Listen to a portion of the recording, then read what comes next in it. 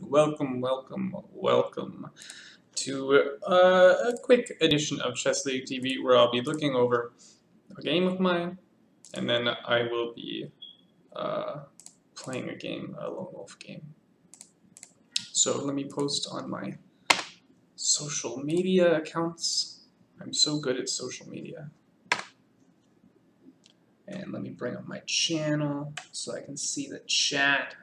Crazy, I know.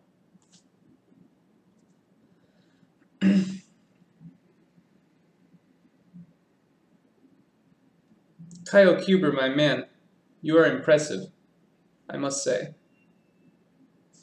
You certainly are first.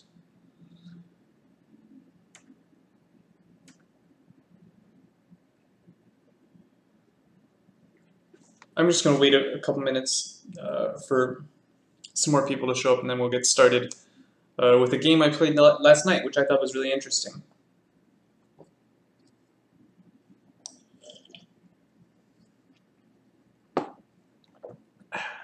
Make sure I'm not dropping any frames. No dropped frames. Beautiful. Beautiful.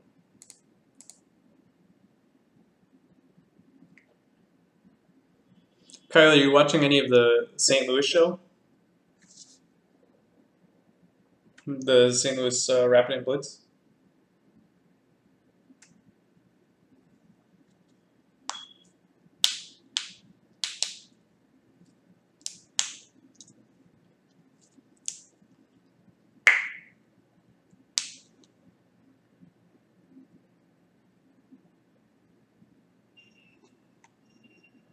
Oh, I have to retitle my stream. This is not endgame knowledge. Whoops.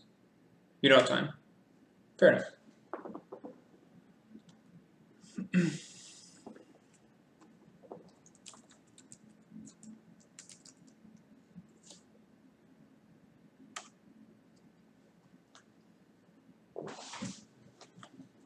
Hey Archon, how you doing? You've been working on your grandma's farm. That sounds either great or terrible, depending on how you view it. Are you enjoying it?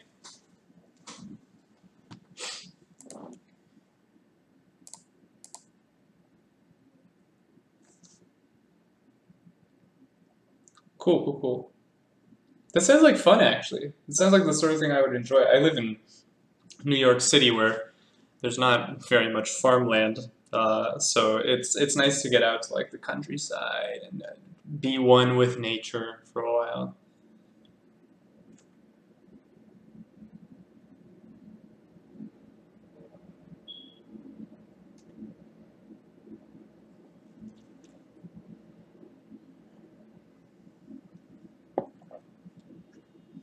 Archon, remind me, you play C4, right?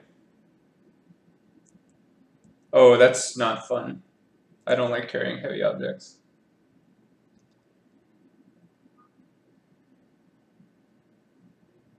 You dirty C4 player.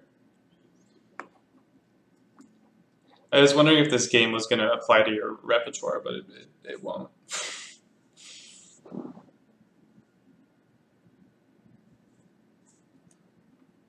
You drew me one time, right?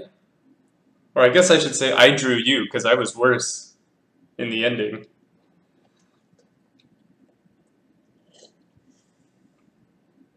What are we analyzing today? Well, first we're going to look at a game I played last night, which I thought was very interesting. And then I'm going to play a lone wolf game versus kerese1980, something like that. What's his name? Yeah, kerese1980. So let's get started. Let's take a look.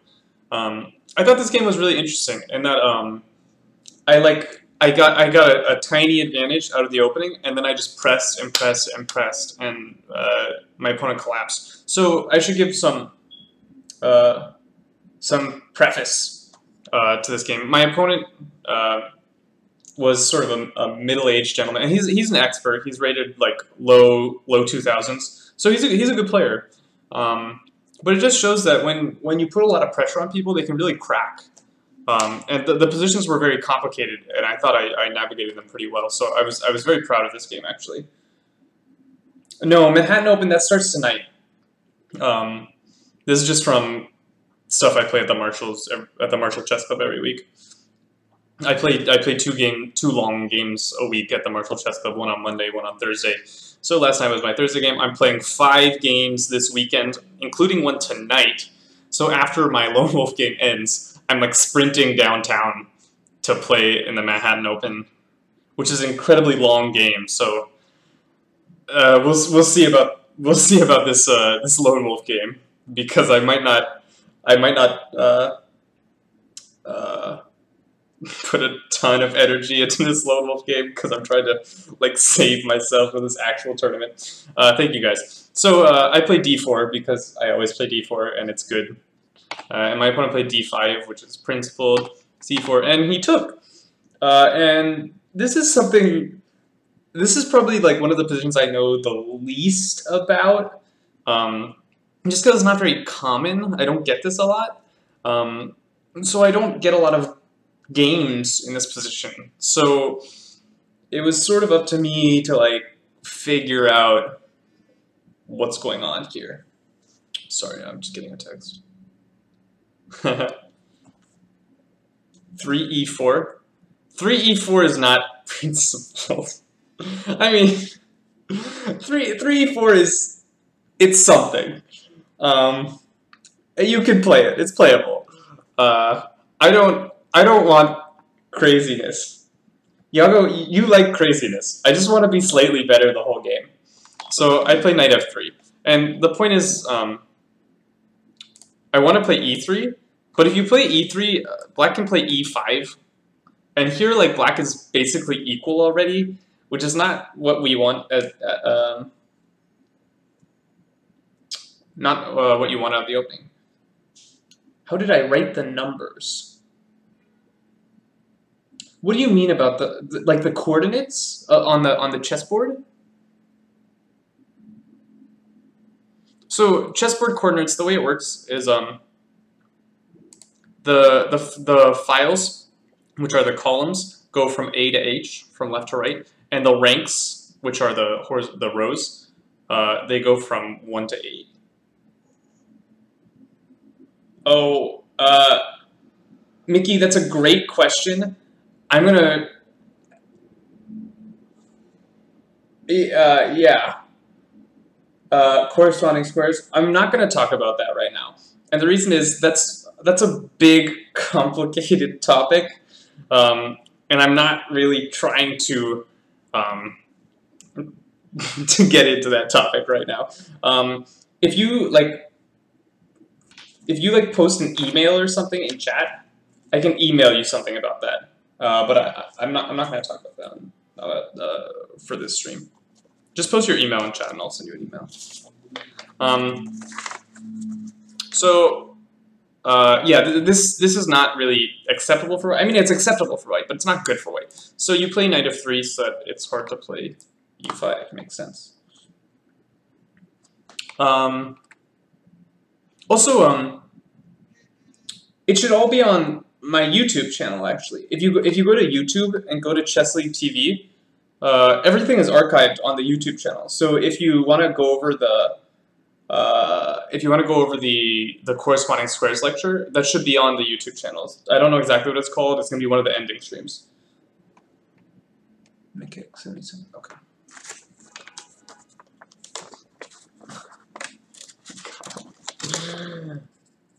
Give me 1 second. kerese1980 Gmail. Okay. Cool. So we got this position, and my opponent played this line c5. It's a very principled line.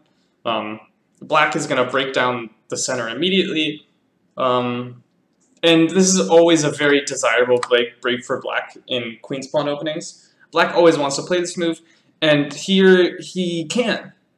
So black says, if I can play it, why don't I? It's also very possible to play,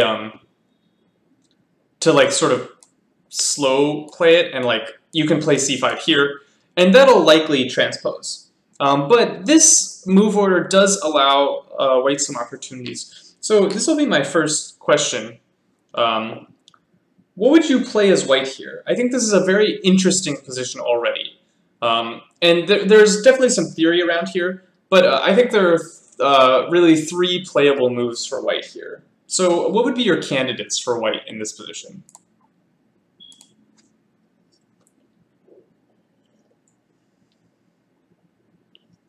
D6. I assume you mean D5.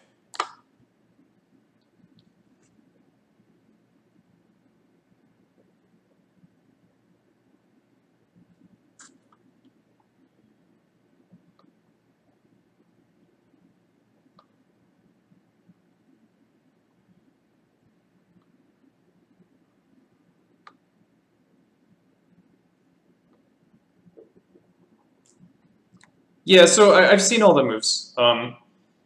The 3 I think playable moves here are D5, E4, and E3. I think they're all very playable. Queen A4. I have a hard time believing in this move.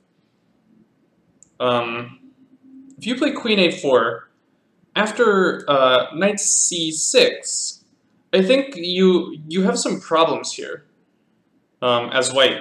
Because if you take this pawn, all of a sudden this pawn is hanging. And that's not really okay. Here black is probably already better.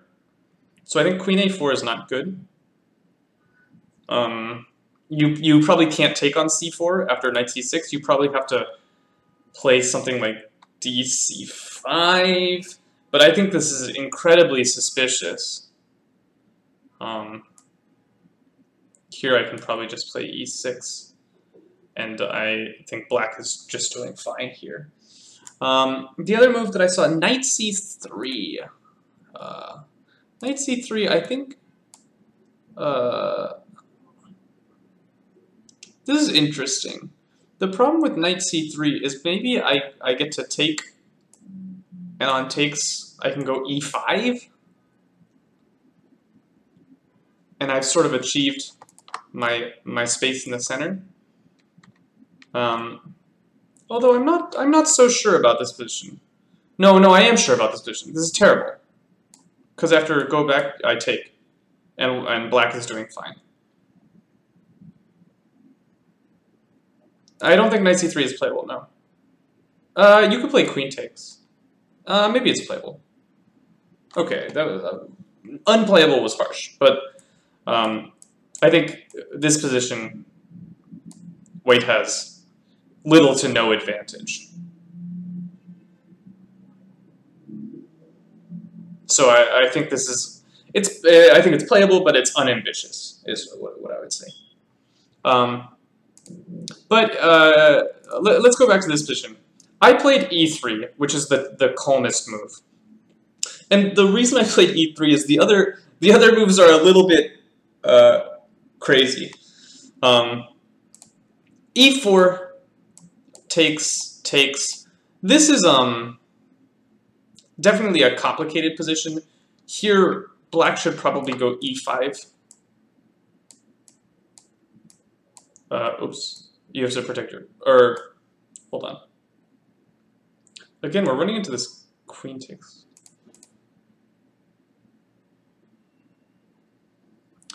Do I want to play queen d4? I don't think I do. I kind of want to play knight d4. But okay, queen. No, this is the way to play. And here white is a little bit better.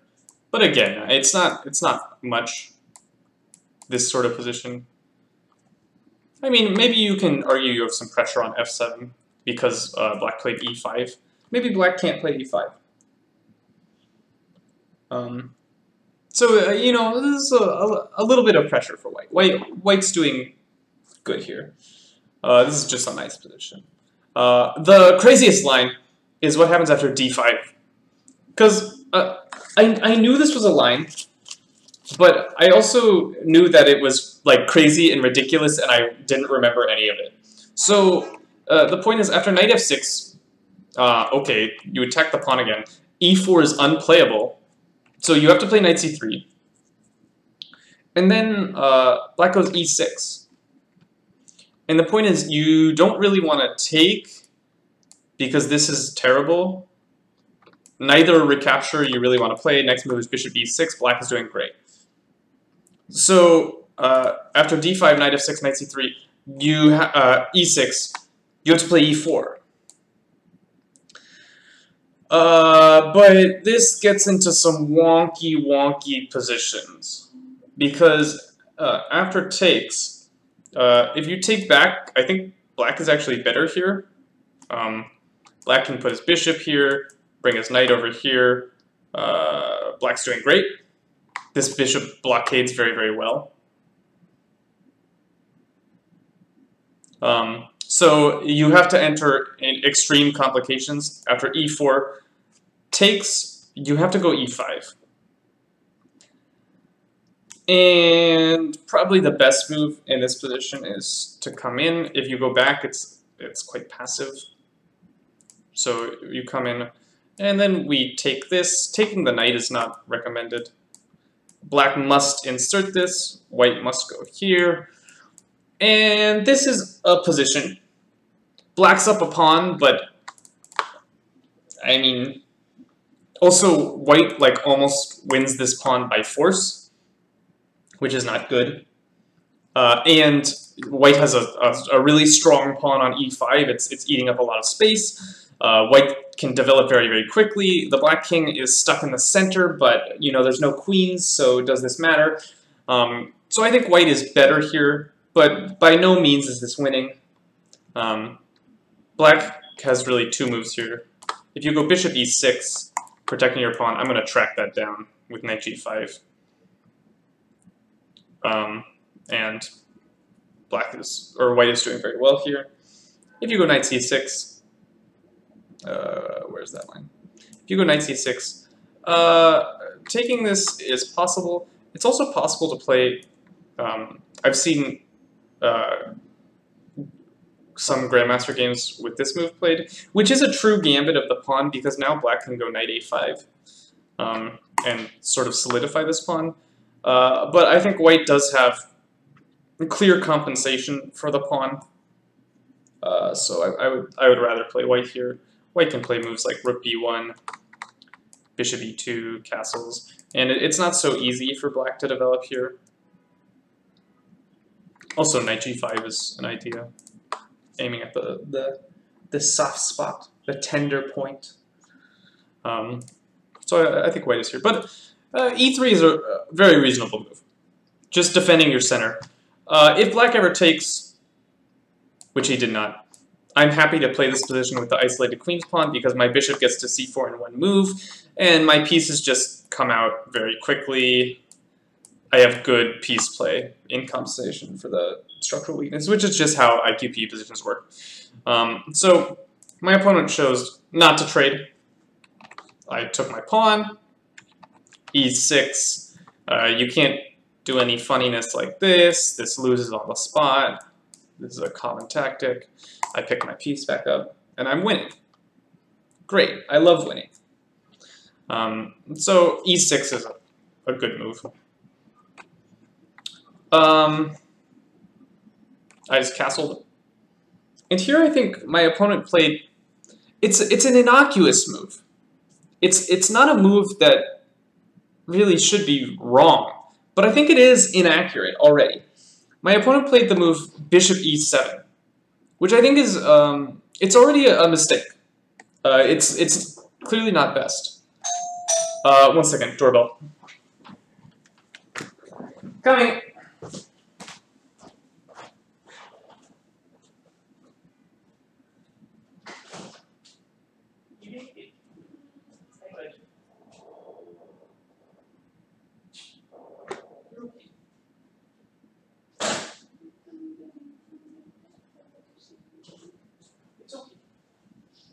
I'm doing a show right now, but I love you.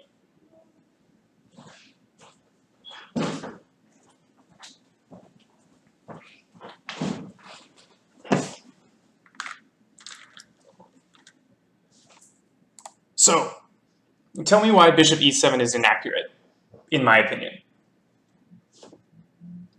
Why is this not a great move?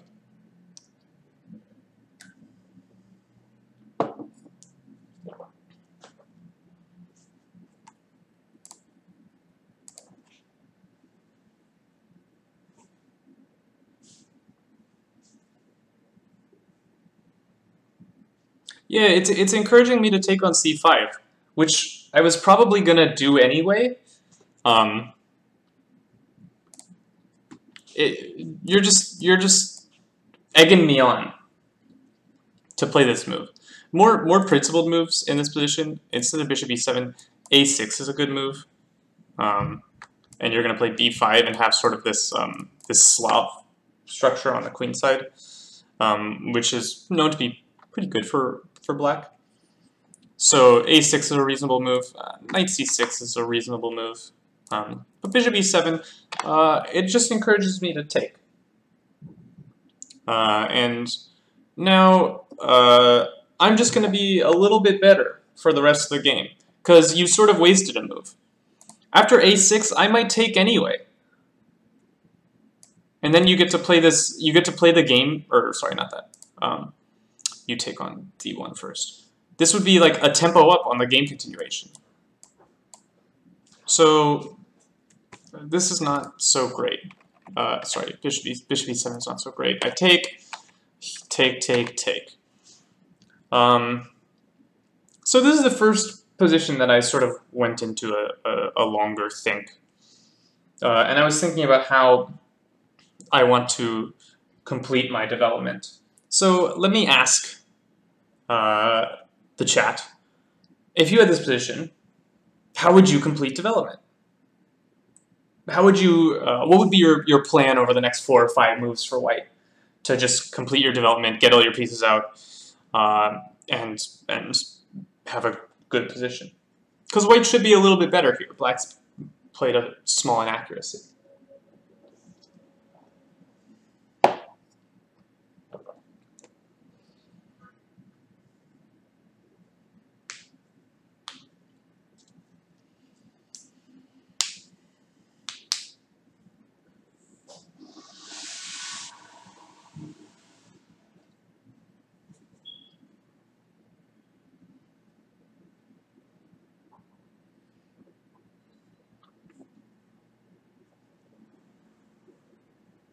Develop knight where?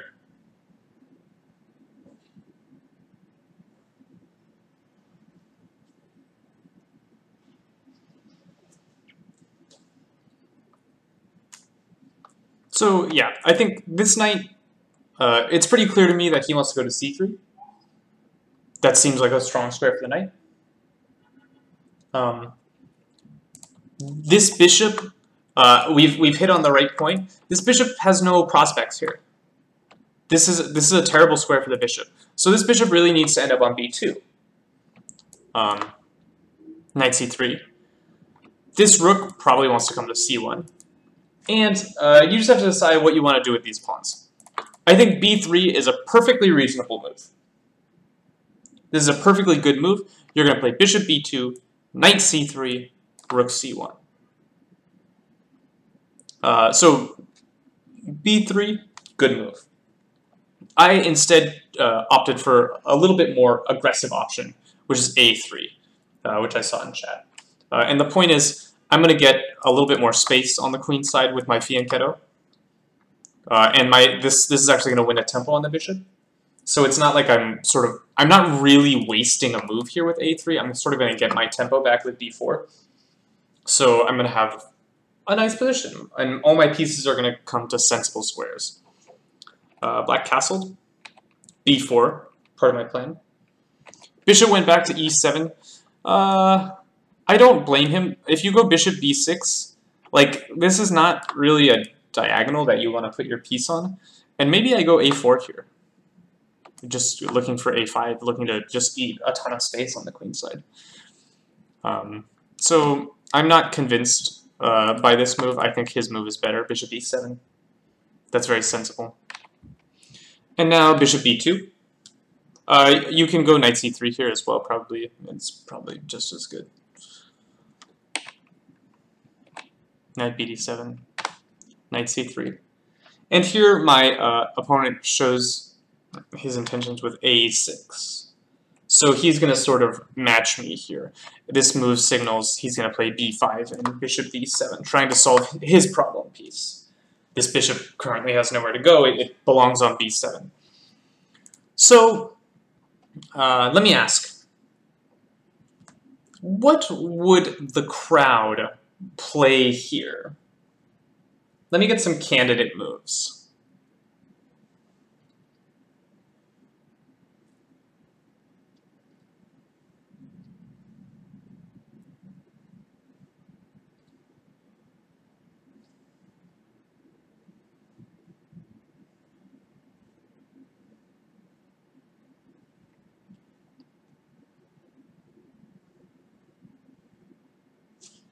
Rook AC1 definitely needs to be a candidate.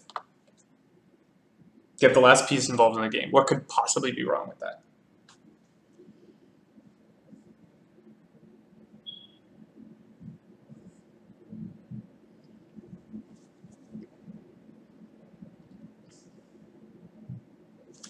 Rook D2? Of course. Maybe I can double, right? It's an interesting idea.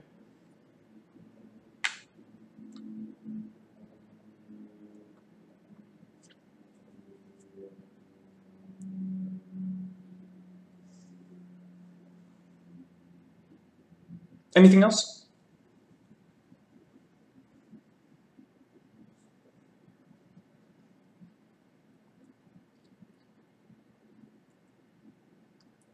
Yeah, if his bishop develops to b7, that sort of weakens this d7 square.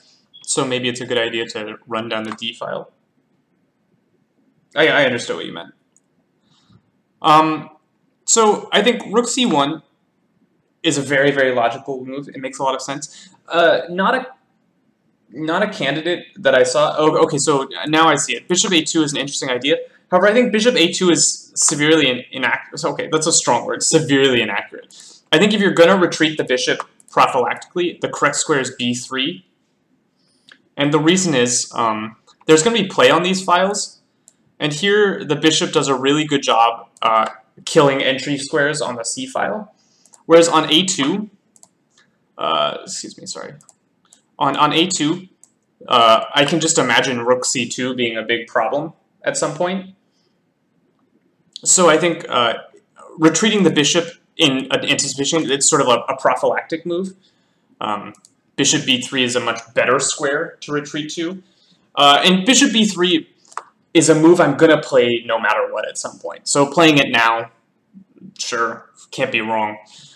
I chose another move. And it was sort of based on me talking to my pieces. Here, I can always play rook c1. Black is quite a few moves away from contesting this file. But I talked to my pieces. I don't know if you've heard of this idea of talking to your pieces. So let's go around and talk to our pieces. How's our knight on f3 doing? How does he feel?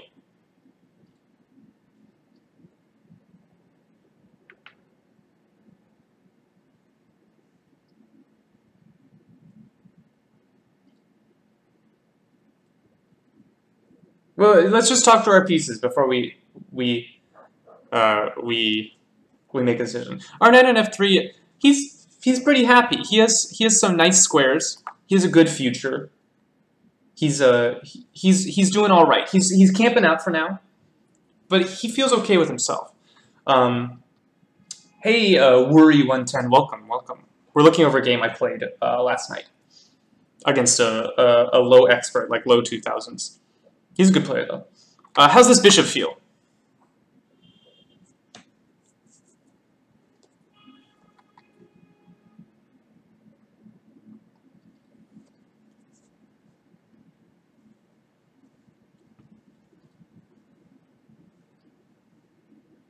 He's k2.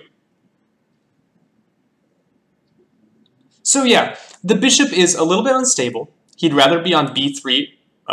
Not really a2. He'd rather be on b3. I think he's very happy on this diagonal. And the reason is he's putting a lot of pressure on these pawns. It makes it hard for black to play e5. And I can't really find a better diagonal for him. Say he were to come to this diagonal, he's not really accomplishing anything on this diagonal. So I think this bishop is pretty happy. He'll tuck away on b3, and he'll be very, very happy. How's this knight on c3 feel?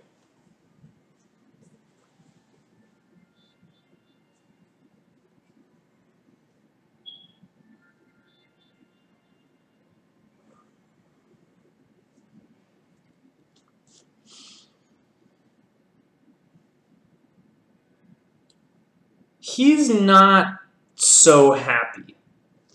And the reason is, he doesn't really want to go to a4. He doesn't really want to go to, well, he definitely doesn't want to go to d5. He definitely doesn't want to go to d5. And e4 is being restricted.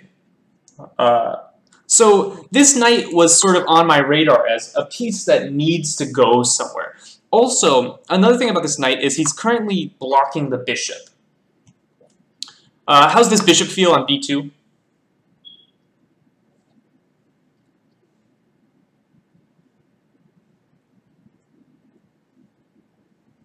Don't give me moves. Talk to your pieces.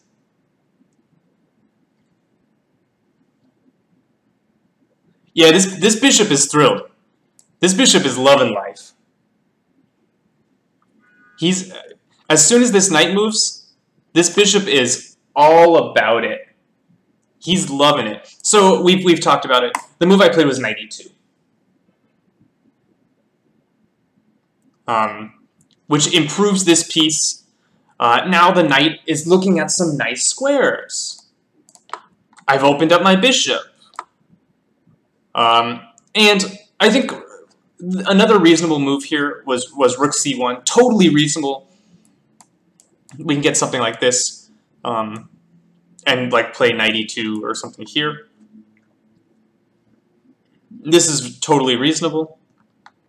The other move mentioned was rook d2. This is not really something that was on my radar. Let me wonder why. Is there something wrong with rook d2? I think here, you can double, but I have this move rook d8, just solidifying this knight. It's not pinned because the bishop guards the rook, and I would call this roughly equal. I'm ready to play the move, a move like knight b6. Black has matched me on the file, and we're probably going to trade all the rooks down the file, which is not ideal. So I think this plan, it's an idea, certainly, but it just doesn't quite come to fruition here, because white is still a little better. I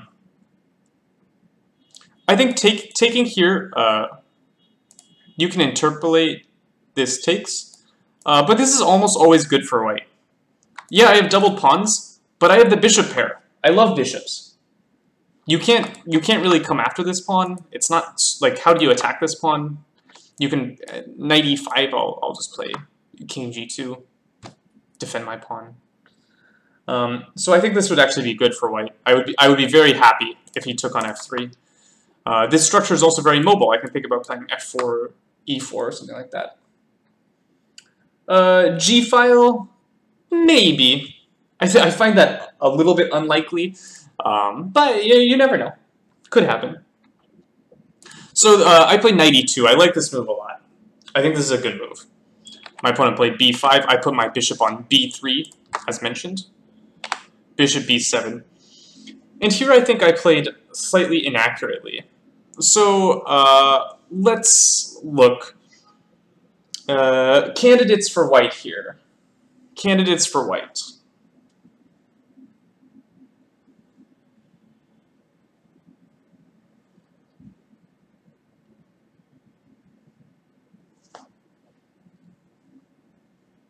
Rook a c1. Can't be a bad move. Should put, I'll do arrows. Knight on e to d4. Rook d2, renewing this plan of doubling.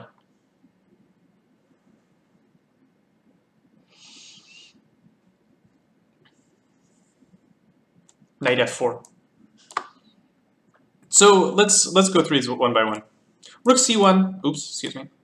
Rook c1, probably a good move. I think this black just matches you on the file. Obviously black cannot allow rook c7. That would be crushing. So black matches on the file. And here, I don't know exactly what white has. So I wanted to start a little bit more immediate action. So I played the move knight on e to d4, but this is inaccurate. However, this move has some venom, because this move actually carries a threat. What is the threat behind this move?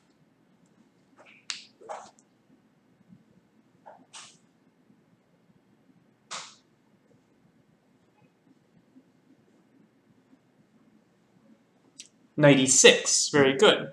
We are threatening to take on e6, and when we take back, this piece is going to hang, because we're going to take back with check. So I was trying to get some action rolling here, get some something going here, but this is not quite the way to do it. Much more accurate is knight f4, and the reason that this is more accurate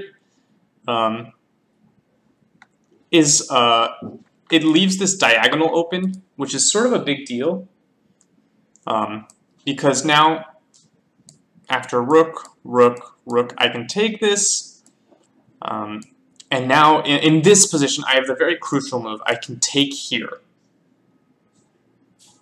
And this is very important. The fact that this diagonal is open makes all the difference. Because now after knight takes, there's knight e6. Again, abusing this relationship. But if we look at the line for knight on e to d4, after rook d8, rook c1, rook c8, takes, takes, there's no bishop f6. So if I try and go in for this sacrifice, it's an interesting idea because I'm on this piece again. But unfortunately, it's actually not takeable. Because if you take here, there's this move. Very annoying. And black is winning here, actually. So knight on e to d4 is inaccurate. You need to go knight f4 here, which is hard to see why. You have to calculate a lot. I was using a lot of time already in this position because it's starting to become very critical. After knight e d4, knight b6 is not so great because now this rook comes in, and again here after takes you have to take with the knight, which is not something you want to do. If I ever force you to take on c8 with a piece that's not a rook, I'm happy. So something like knight takes, and here I can just go like knight e5. And all my pieces are great. And not all of your pieces are great. In fact, I'm already threatening to put a knight on c6, which would be very dominating. So I like this position a lot for white. I think white is much better here. But, oops, excuse me. After knight e d4, all my opponent has to do, he has to find this move, rook f d8, and the position is equal-ish, because here I don't really get anything out of taking on c8. And if I don't get anything out of taking on c8, then I'm not doing well here. Here I probably have to play some equalizing move like rook c1. And I don't really have much. But my opponent didn't find this move. Which is it's not the most obvious move in the world.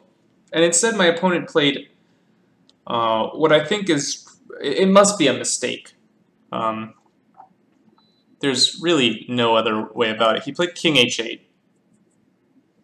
Which I understand why he played this. I mean, he's seeing these threats on e6, and now if I take, well, now it's not check, so he has time to play a move like knight b6 or rook d8 or something like that. So he is preventing the threat, but he played king h8, you know. Are you leaving, honey? I love you. Have fun. Yeah, so king h8 Can't be right. This can't possibly be the right move. So here I finally played the move that we've been dying to play, rook c1. It threatens rook c7. You have to match on the file. If you don't match on the file, it's ridiculous. And now I think there are two strong continuations for white. So let's find the two strong continuations for white. Although one of them I think is less strong than the other. Knight g5 is an interesting idea, trying to put more pressure on these pawns.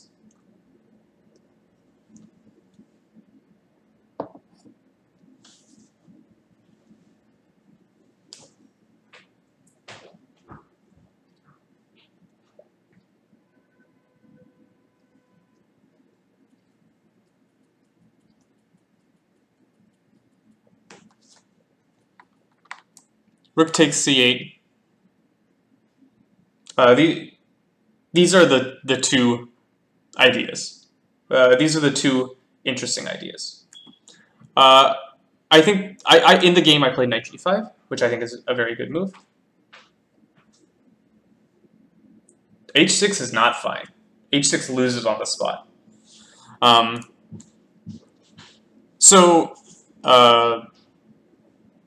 If you go rook takes c8, you said bishop takes c8 is forced. I disagree. You can go rook takes c8.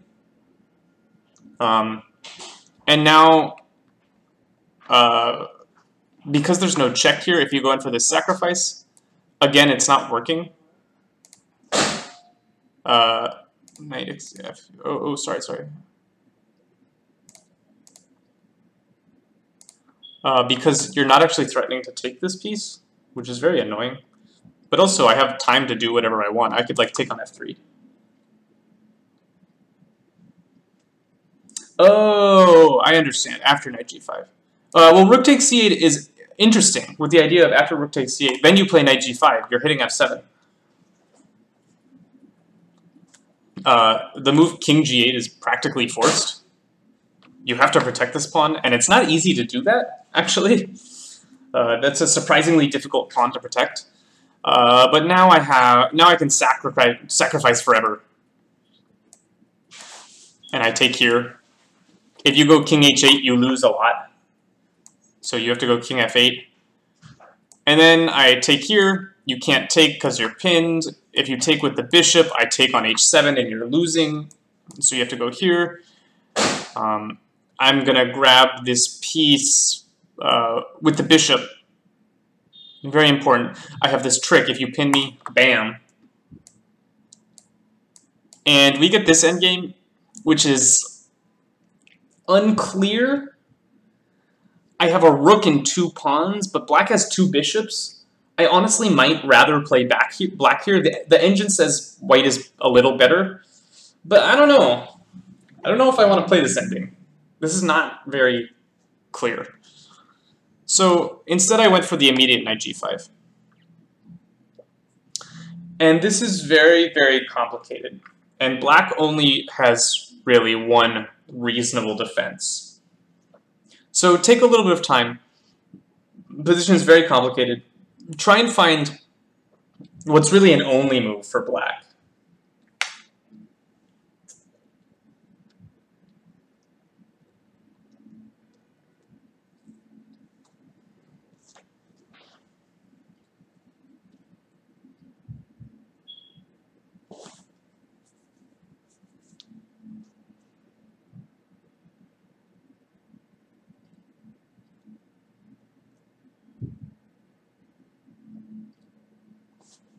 Bishop e5.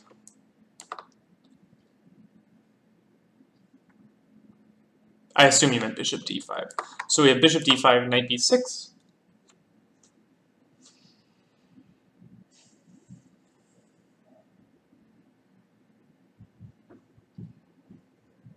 So first of all, bishop d5 loses on the spot.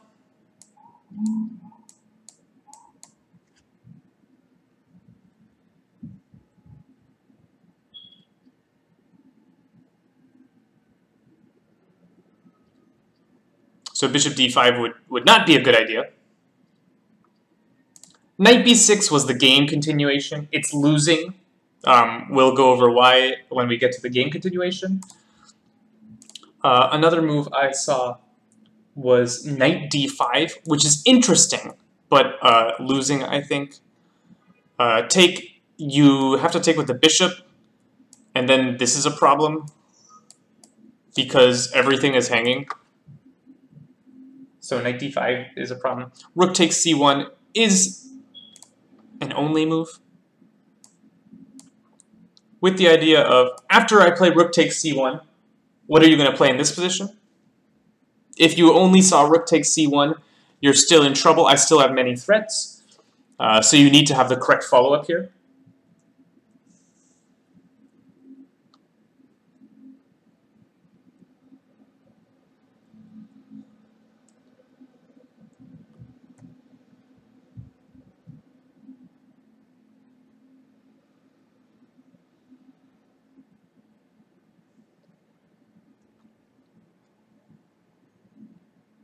Bishop d5.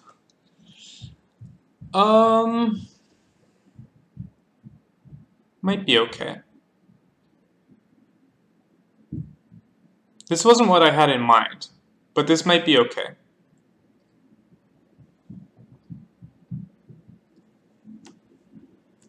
Let's see what the engine says about this. Yeah, I was worried about rook c7. Still losing. Rook c7. Oh yeah, my bishop's defended. That's why. I wanted to play rook c7, but I thought I was hanging my bishop. But I'm not hanging my bishop. So that means rook c7 is really good.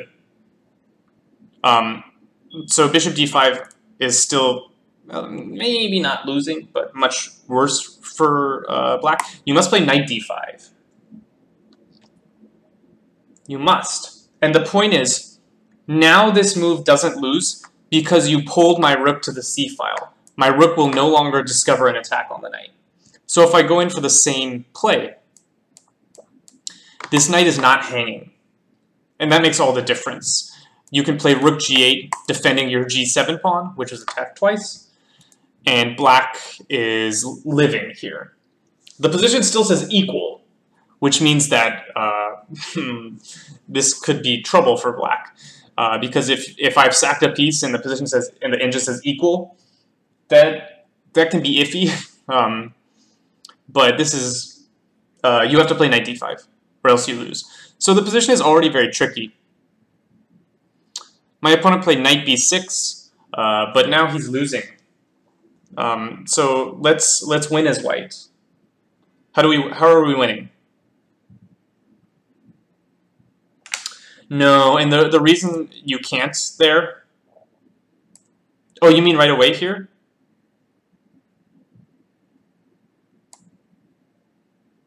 Bishop takes d5.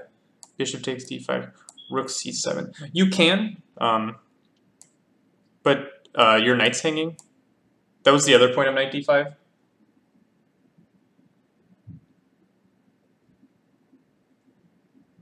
In fact, okay, I do have to take this. Yeah, knight d5 always uncovers an attack on this piece. So here, if say rook here, I can actually take the file and start getting some activity of my own. And black, white is probably still better, but black is doing okay. So after knight b6, we need to find a winning move for white. Why is white winning in this position?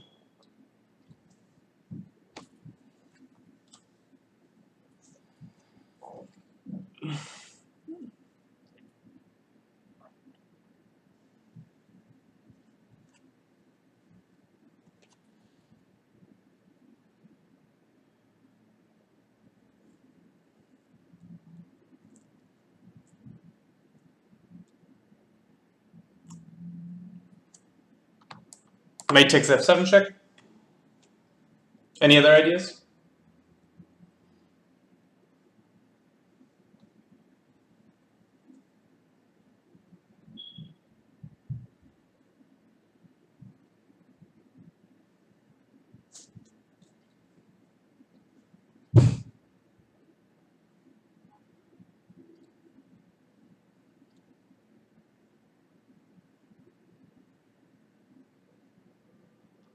You better be totally sure this is winning when you play knight takes f7 check. Because otherwise you just play knight takes f7 check. e6. You want to take on e6? With what piece? I can take there 3 different ways. Rook c8.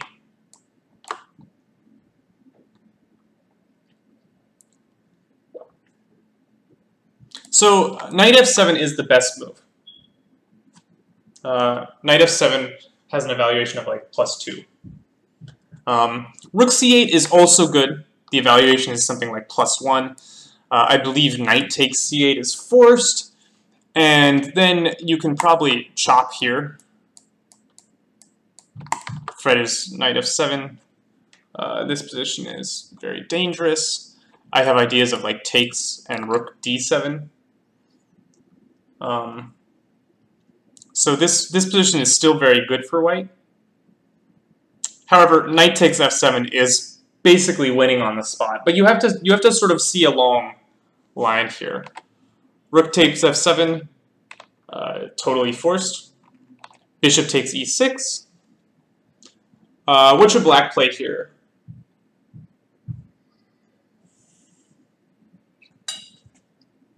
Or like, what are the candidates for what we should analyze for black? We definitely need to analyze this move. What else should we analyze?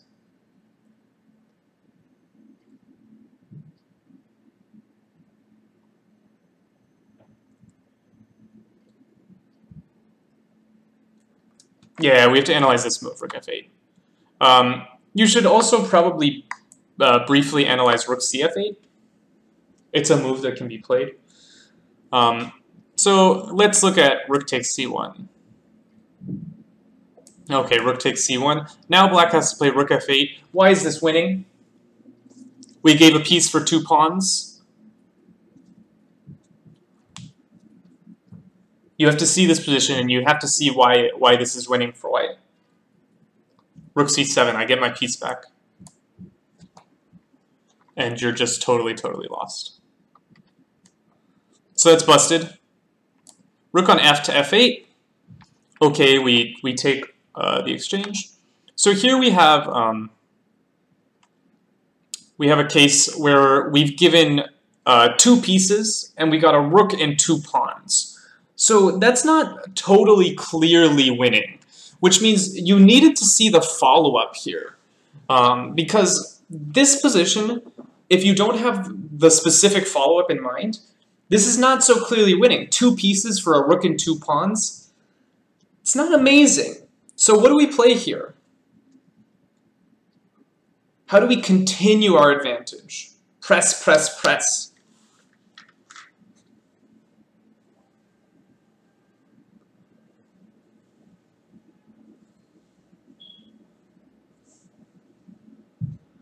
Knight f4 is good. You have a little bit better, but knight f4 is definitely good. It's still winning. Knight f5 is winning, but not best. Knight e6 carries no threat, I think. The best move is rook takes c8. Knight f5, good move. Don't get me wrong. But this move is crushing. Totally, totally crushing. You have to analyze 2 captures. Clearly, there are 2 ways to capture. Bishop takes c8. What happens? Why are we winning?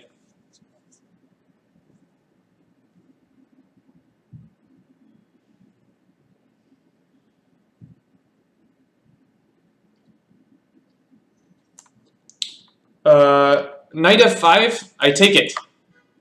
So same idea, knight c6. Knight f5 is hanging. So probably not a good idea. But yeah, here you're in trouble, like big trouble. Bishop f8 is almost forced. This bishop can't go here. The bishop can't go here. Nothing. Okay, I shouldn't say nothing can protect the bishop. You can play knight g8, but then you're in big trouble. If you play knight g8, you played knight g8. Like, take here. And you're tied in knots. In fact, I have this move. You're losing. Totally lost. This piece has to move. I'll win this piece. So that's losing. On bishop f8, you have to see why this is winning. Rook d8. Black has to protect this bishop. If you go like knight here, that's bad.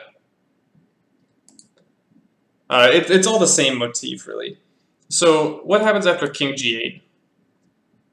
Why does this win? Because this wins on the spot.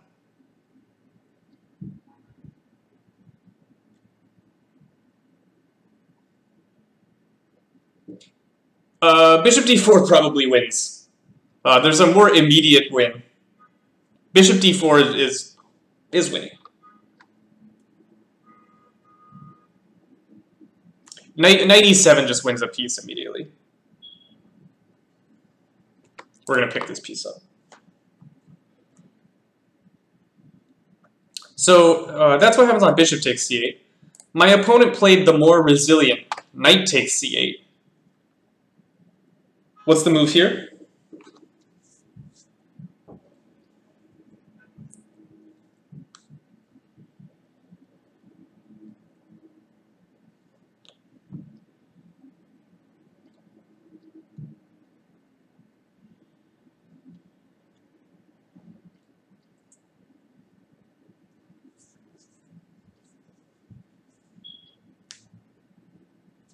Yeah, knight f5 is better when it's not hanging, right? And here, the position's a little bit different because the bishop is protected. My opponent played bishop f8, which just loses immediately. Like, no hope. I think, like, sort of an only move here is bishop e4.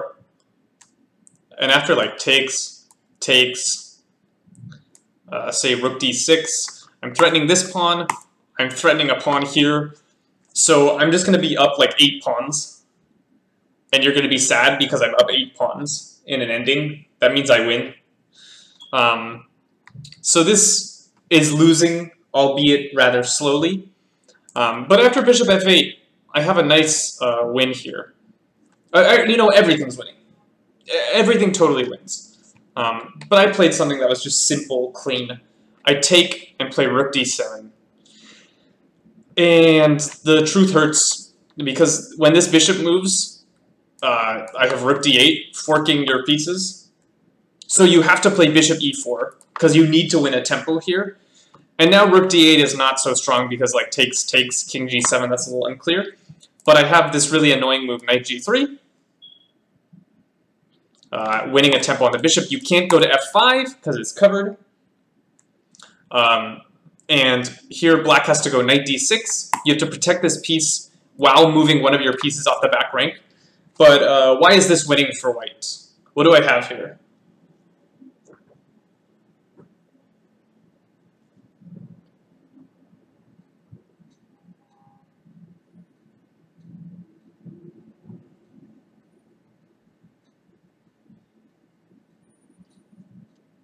Rook d6. I'll get 2 pieces for the rook. And this ending is just clearly winning. Totally winning. And believe it or not, I saw this position in my head 9 moves ago when I played knight takes f7. Check.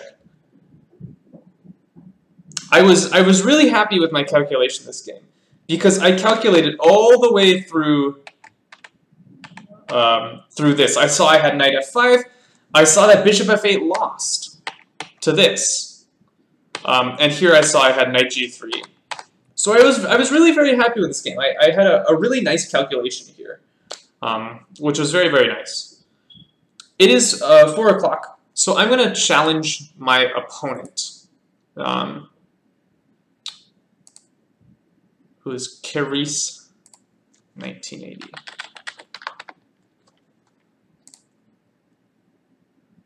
Like I said, I'm playing a very long time control game tonight, so we'll see about this game. I have black.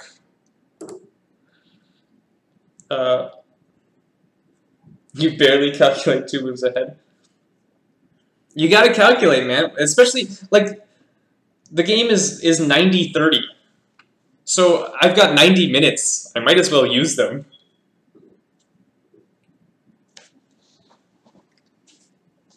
I'm actually going to use the bathroom while I wait for my opponent here. So I'll be back in like 2 minutes. Let me make sure my window's right. Oh, I brought it up in the wrong... Oh, whoops, whoops, whoops.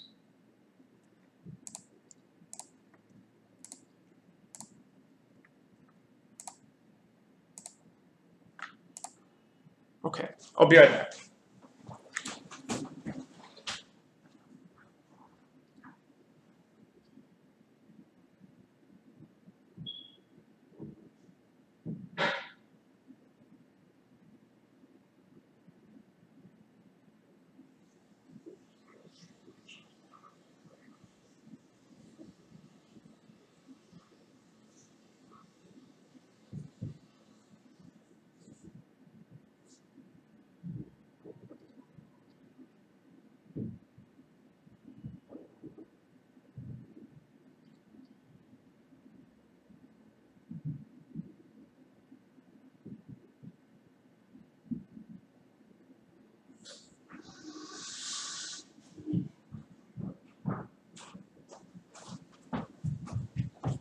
Alright, I'm back. Alright, my opponent played e4. If you know me at all, you know that I always play the French, but I've been trying to learn e5. And I don't know a lot about it, but we're going to play e5 and see what happens. Also, I hope my opponent's surprised, because I just have a ton of French games on my chess, and I never play e5.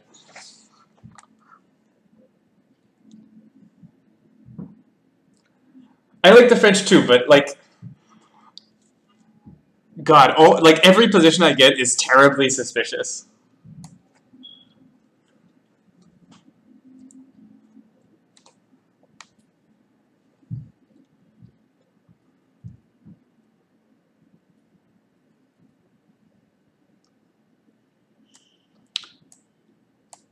I'm not going for complications. Classical player of the winner? I play the winnower, baby. I have a series on YouTube about the Queen A5 winnower. A surprising weapon. It's pretty good, though. It's pretty good. Don't count it out. Yep. That's real. Knight f6.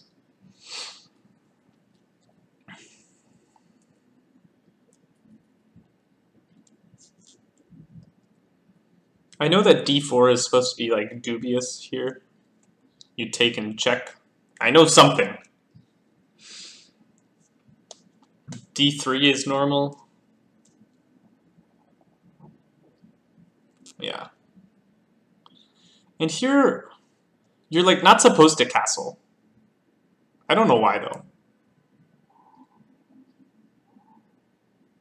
I don't know anything about this opening. Why am I playing this opening?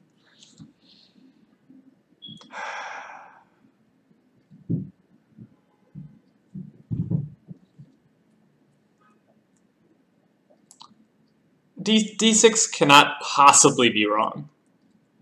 This must be a good move.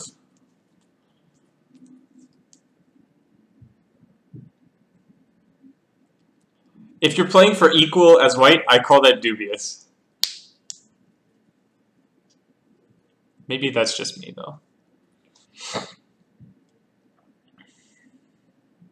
Isn't there some line here where you just go like g5, h5, g4, and maul them?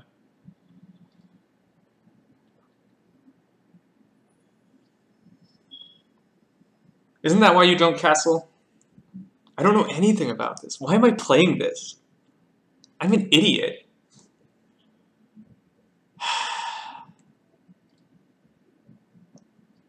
Man. Yeah, I know. I'm gonna play a6 soon. I'm probably gonna castle and play a6. I know that idea. I know the a6 idea. b4 is a move here, I think. It's interesting.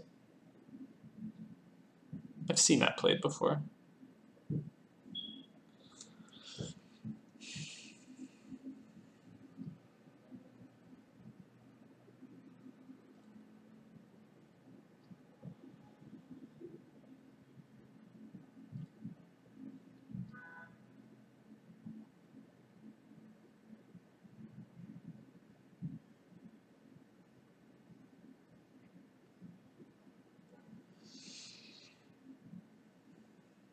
Is d6 not book? Why is my opponent thinking?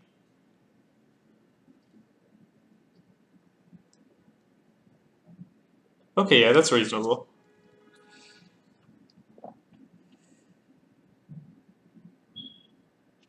Let's get in my a6.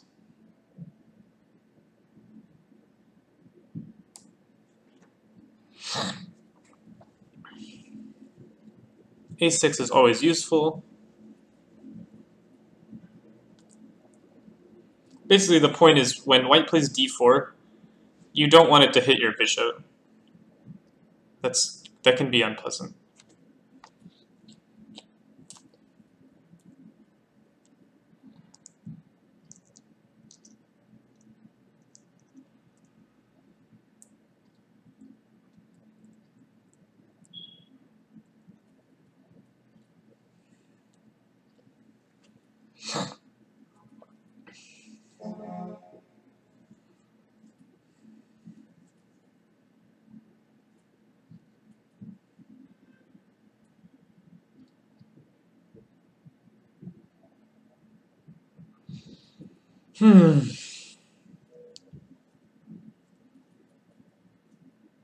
As soon as he castles, I'll castle. That can't be wrong.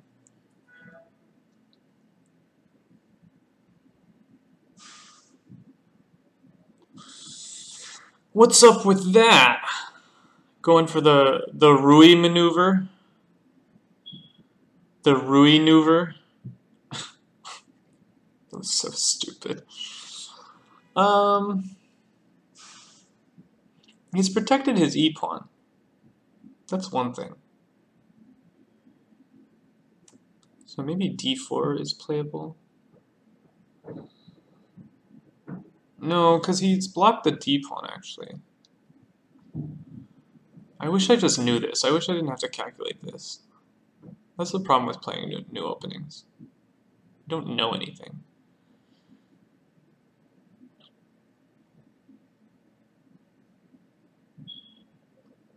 Yeah, so he's not actually preparing to play d4 yet. I want to get d5. That's going to require me to play bishop e6 at some point. Maybe I should just castle and go rook e8, bishop e6. That's probably good.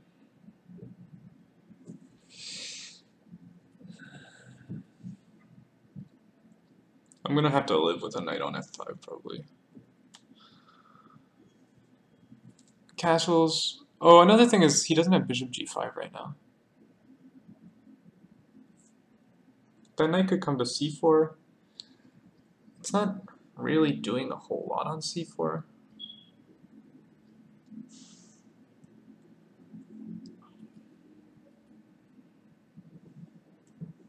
Let's castle.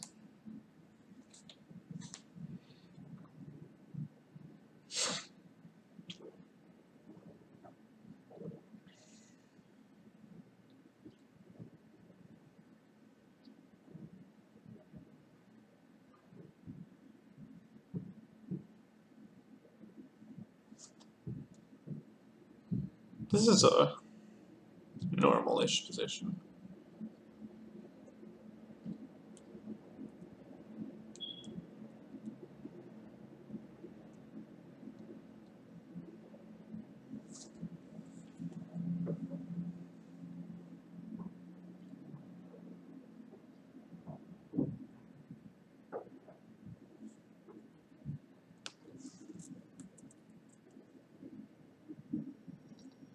He probably needs to castle soon.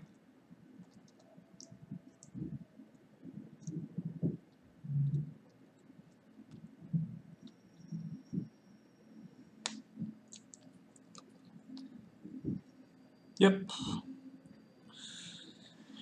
Here is d4 ready. Nope. As soon as d4 is ready, I want to play bishop a7. Let's play rook e8. Let me check this. Rook e8, rook e1, bishop e6.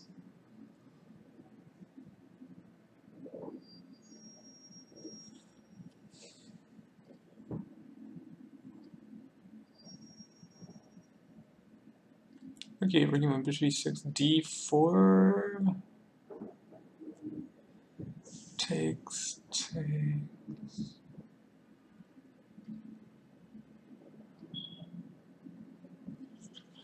Well, if the e-file opens, my rook is well placed on e8. Rook e8, knight g4? Is that annoying? It's a little annoying.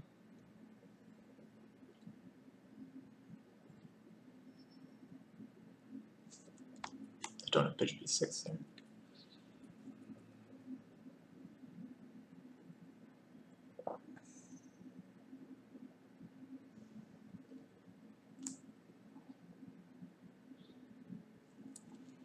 Knight g4. The knight is hanging there. What's going on?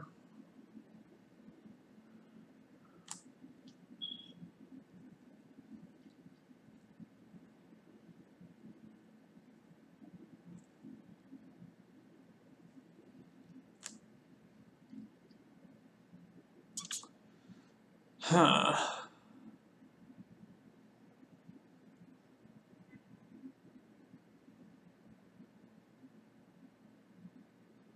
Maybe I should just include this useful little move. No knight g4.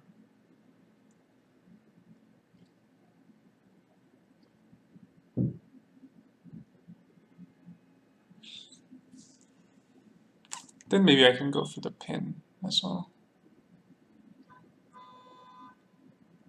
Let's play this.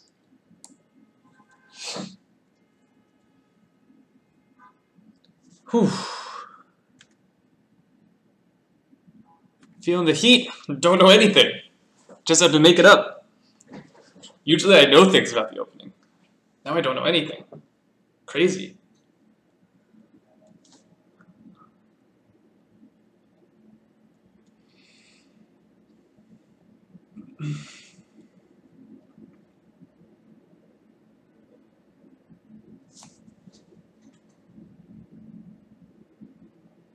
I know bishop e6 is playable right away, but I'm not a huge fan of these structures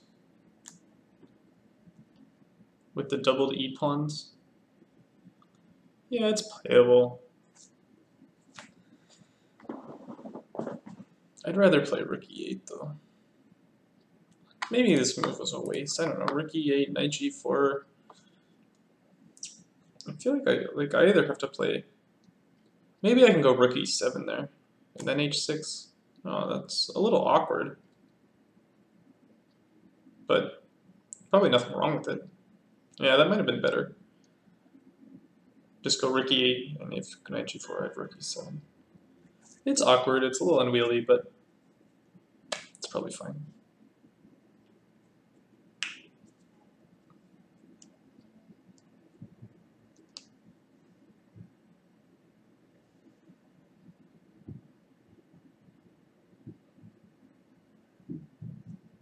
I like that more than h6. I think h6 is a bad move.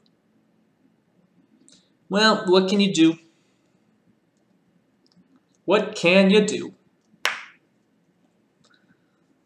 h3, very reasonable. Now I'll go rook e8, because that was my plan all along. Wahaha.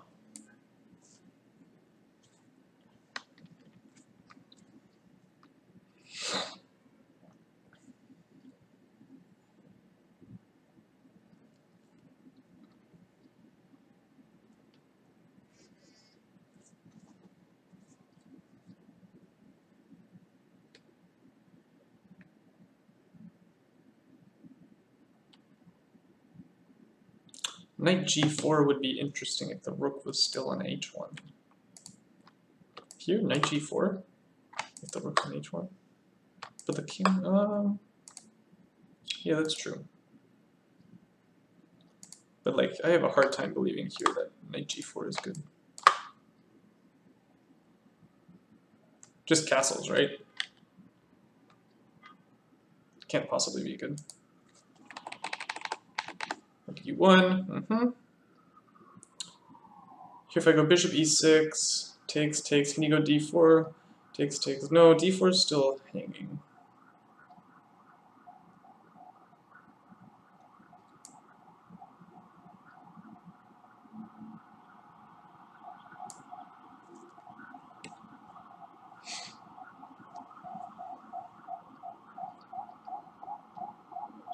My position's fine here. I have a normal position.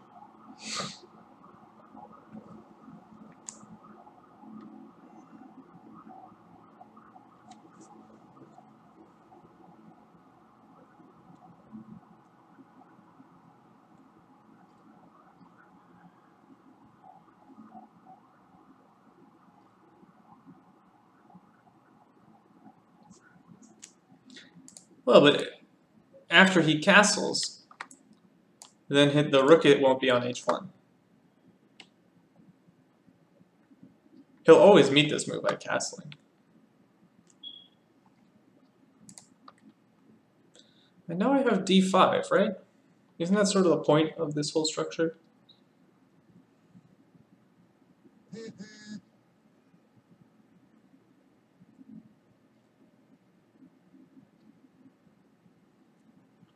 d5 takes, I have to take with the bishop. c4, that's really ugly. c4 I would take here. Well, I have to take there. Well, maybe I don't. c4 is not a pretty move. c4 takes, knight takes. Then your bishop is really sad, actually. Just go knight in. Takes. Oh, actually knight in.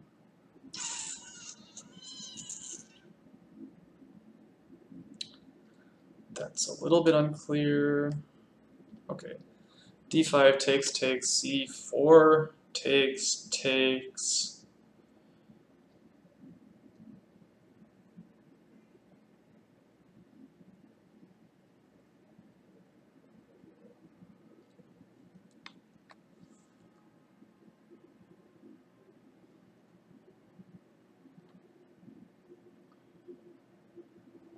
Go d4 takes. Why am I calculating? d5 is principled.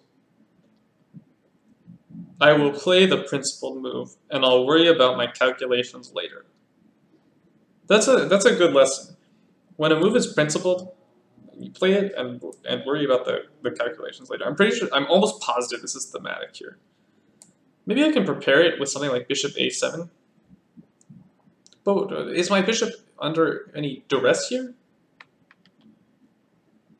Like, it's fine on c5 right now. It's not running into any problems. Don't give him an extra move, just break. Oh, rook on h8. Oh, and going for like fishing pole stuff.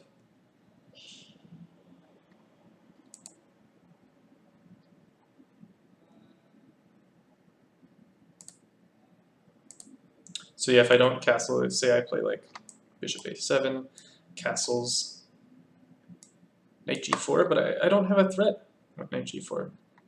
I'm not really threatening to take this. It's not good. I mean, you can.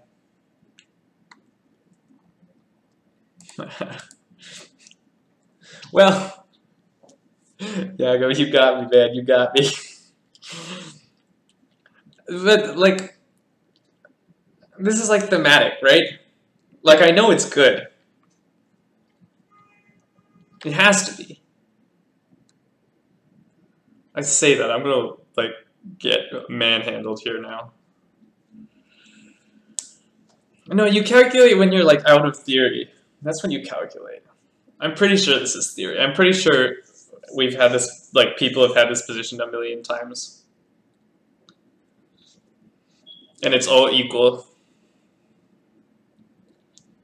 And then Maurice tells me I'm busted. Queen e2. What?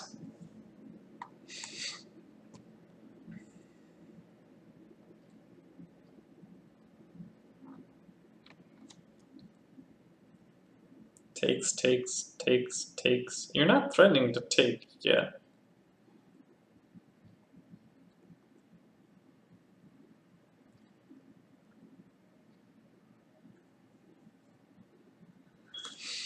Now I'm confused.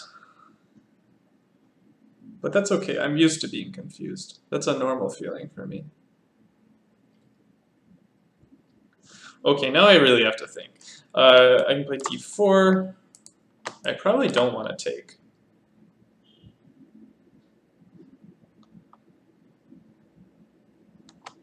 Takes, pawn takes. I think white is better there.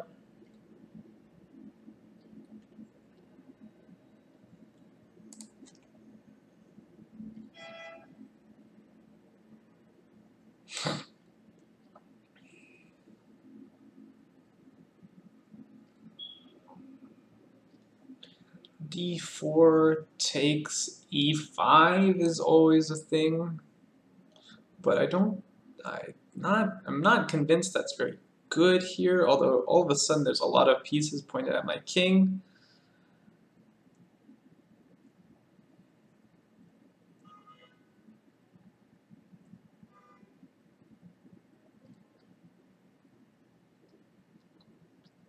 d4, opening that file is scary.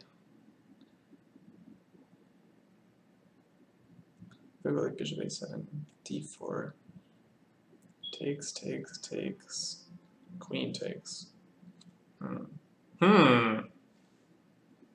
Queen takes is real. What happens if I go d4? Knight takes is interesting. It sort of forces you to play knight takes. That's not the worst thing in the world.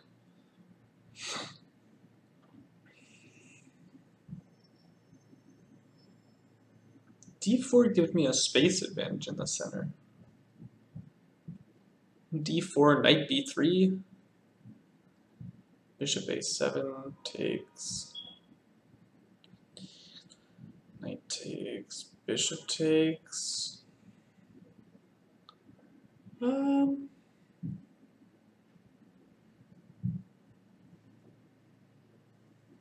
d4 seems like a reasonable move. d4, knight b3, bishop a7 takes, knight takes, knight takes. I'm going to be forced to play pawn, or bishop takes, knight takes, queen takes.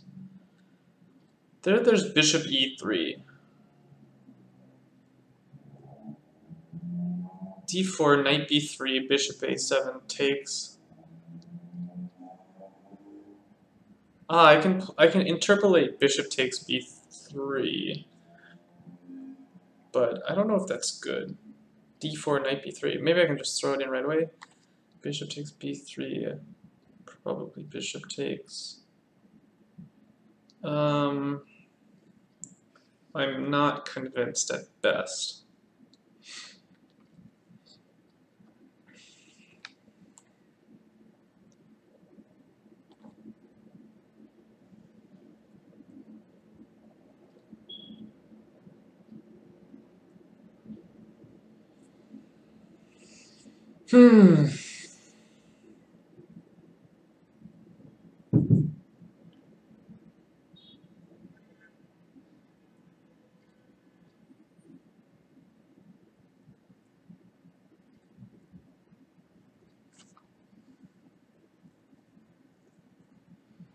I think taking is never good. d4 doesn't look attractive right now, I'm going to play a move that I think just improves my position in general, and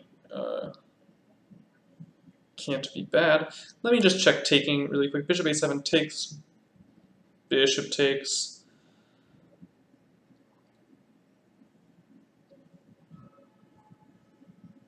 And you're not threatening to take this. Okay, I'm going to play bishop a7. It's sort of a prophylactic move, avoiding stepping into some knight b3 or something like that.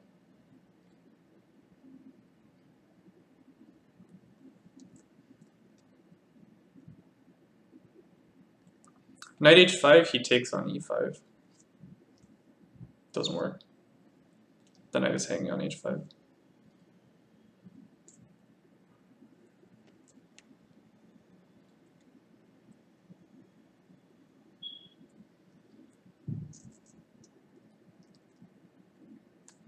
Knight g3.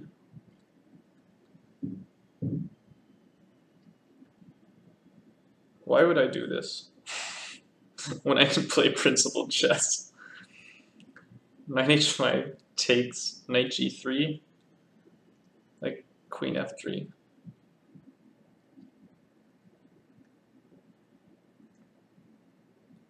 Takes. I'm just losing.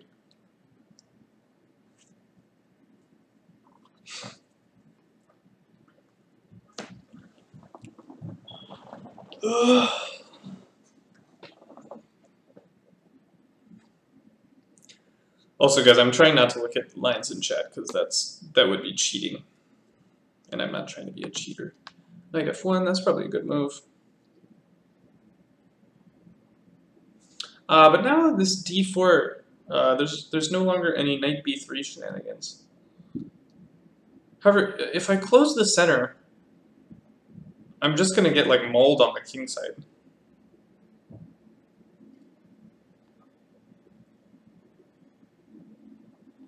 Which I'm not thrilled about.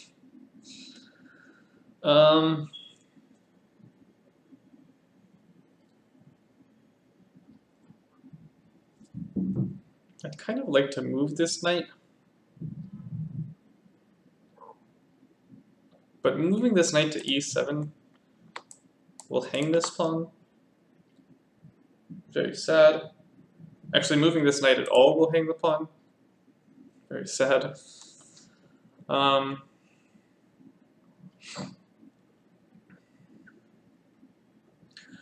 There's going to be a lot of knights that come to f5 in this game. That's not going to be the friendliest thing in the world. All the knights on f5.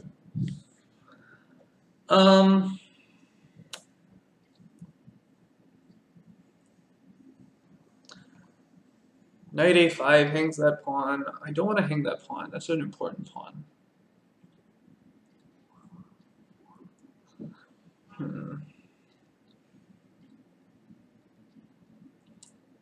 I'm not really familiar with the plans of this structure for black.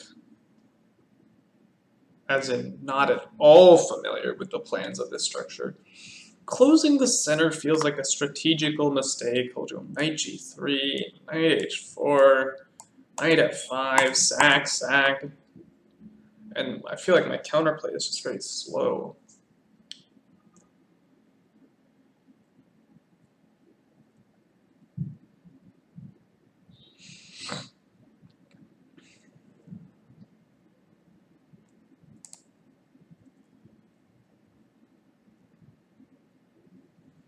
So queen d7 seems like a logical building move.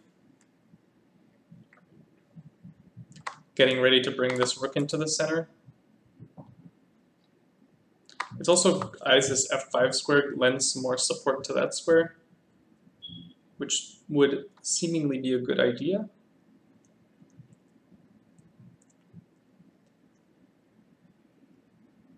Maybe queen d6 is a crazy idea, giving that pawn more support. Queen d6 is really going to get hit hard by that, though.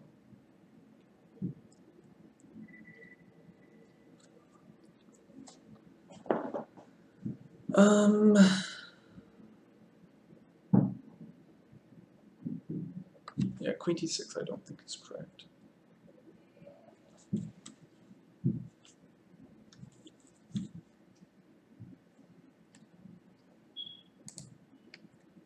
Queen d7, what's my plan? What's my long-term plan?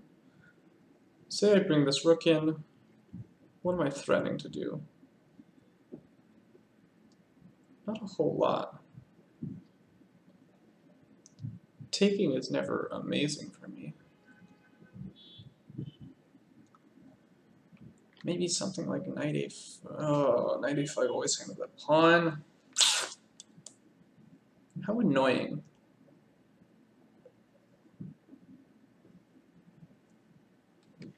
Maybe b5 is an idea. Supporting takes, bishop c4.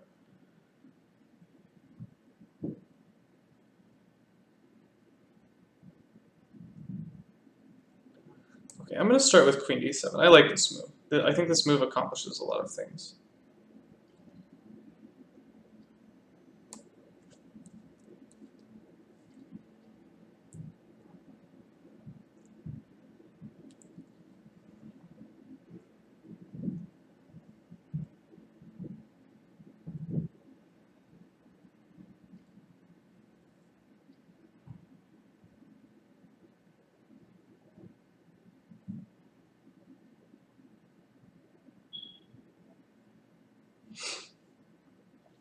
I just want to get this rook in the game. He's not doing anything right now. Very sad.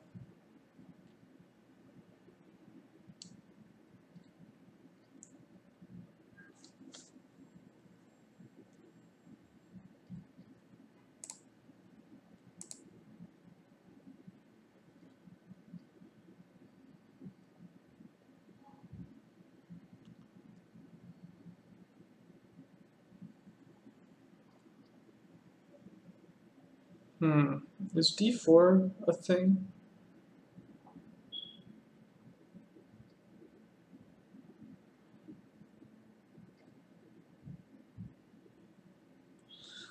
d4, I think I'd take here.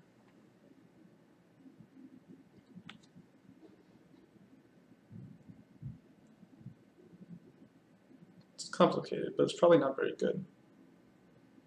d4 takes. There's takes. d4 takes e5. Something. It's certainly something. I'll give you that. Have to go like knight h7. Not the dream square.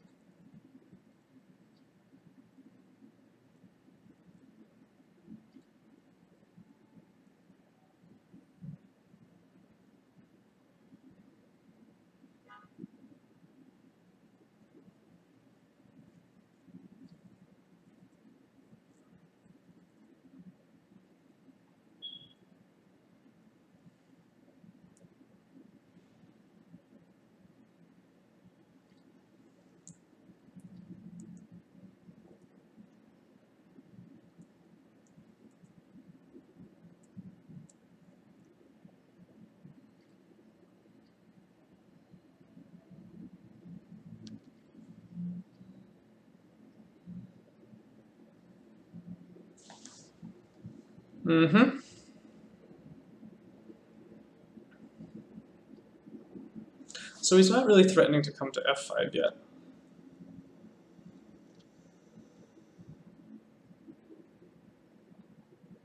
King h7 is not really a move I want to play. That's such like a suspicious move. That's like a king h7, and the idea is after knight h4 I can go g6, but then just like queen d2, right? And I'm sort of like,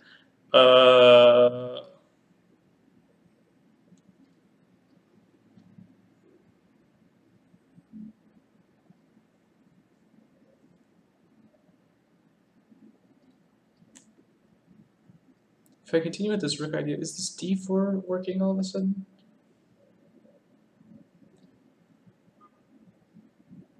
Takes, knight takes, knight takes, pawn takes. Doesn't look great. d4 takes, e5, knight h7.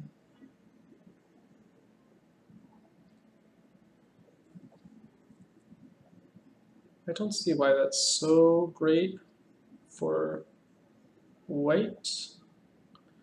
Can I take here? Knight is hanging. Assuming it goes knight f5. That can't be right. Knight g4. I'm not even threatening anything.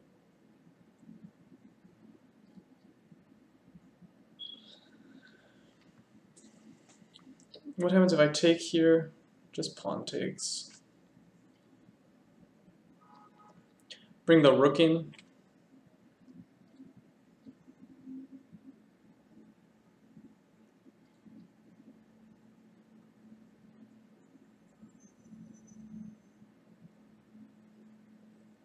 The bishops do a good job preventing any entry along the d file.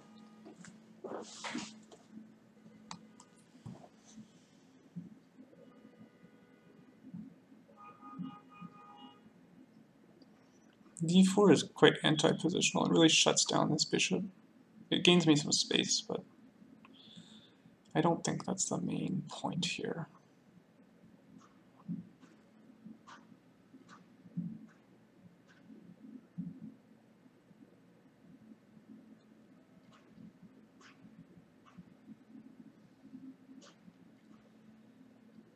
Let's bring the last piece in. Can't be wrong. Can't be wrong. Bring that last piece in.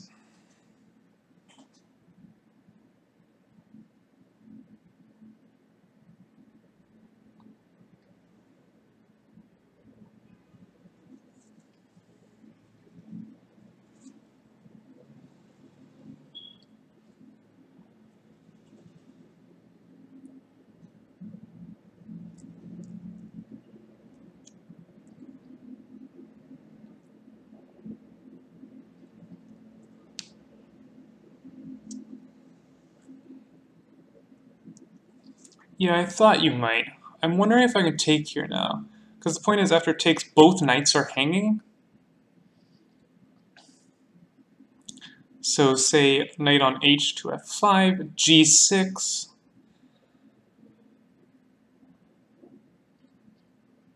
Takes, king h7. This knight goes somewhere like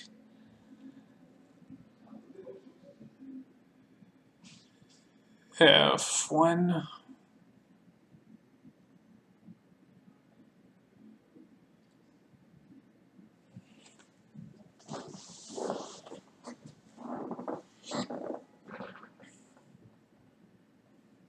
I can also go knight e7 here.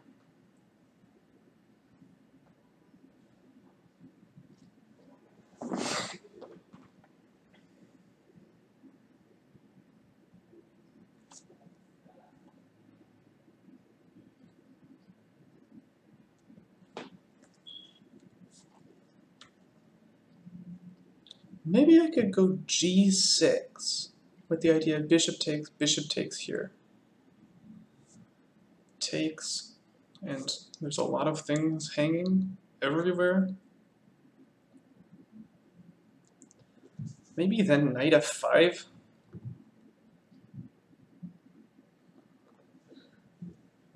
Oh, g6 is a kind of a crazy move. Say like g6, queen d2. Takes.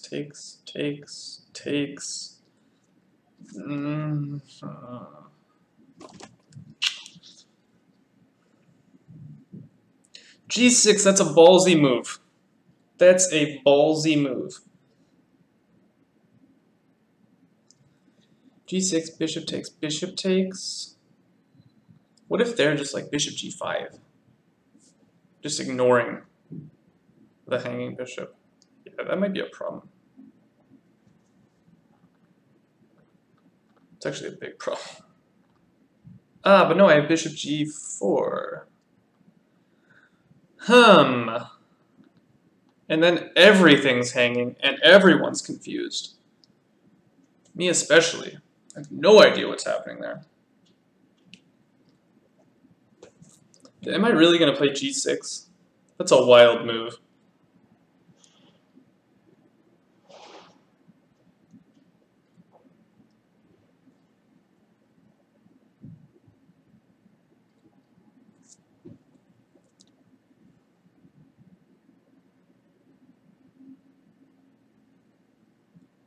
g6 takes.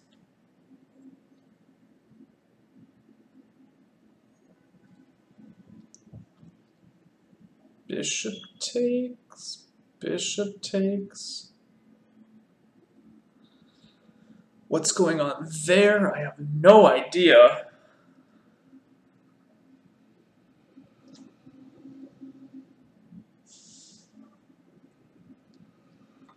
What about g6, like king h2?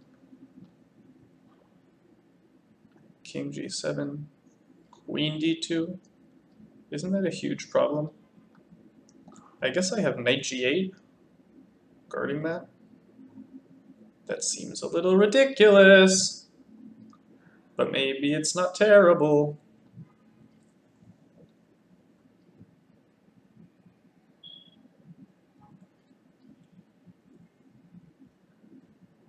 Knight e7 takes.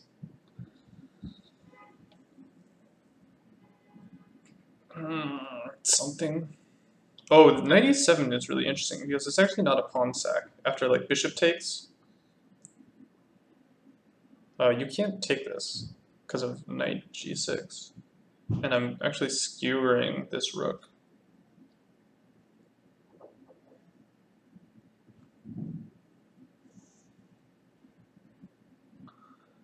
g6 is so interesting though. This knight has been offsides for the entire game though. I'd love to get him into the game. Knight e7 is more sane. I need to play a move here, I think. Let me check this one last time. Knight e7 takes, bishop takes, queen takes, knight g6. Discovered attack. This rook is unprotected. I think that's fine.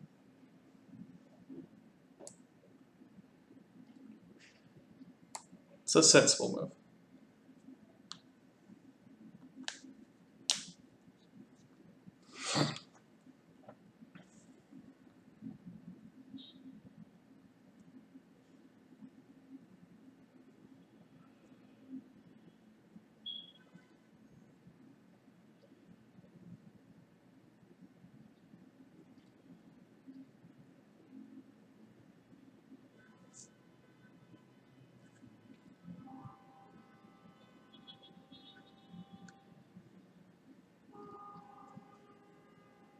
Maybe I can go g5 next.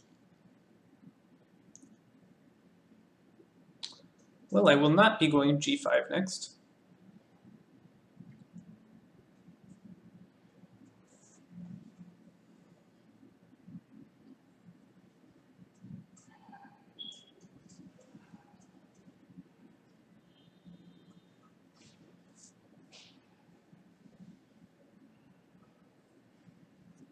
Takes, takes, takes. It's just this knight that's hanging. Even knight g2 should be fine. Knight g6, takes, takes.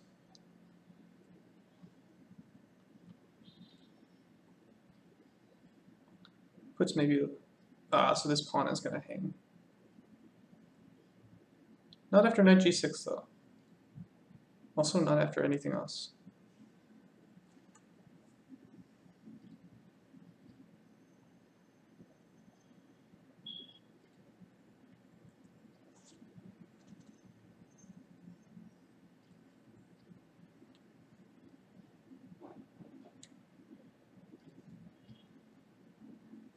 Knight g6, knight f5 is part of the problem though.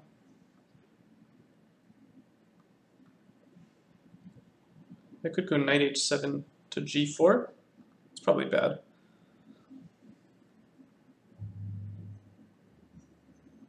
Is there a threat? Yes, there is. The threat is bishop takes h6. That's a threat. Actually, knight g6 does not stop that threat.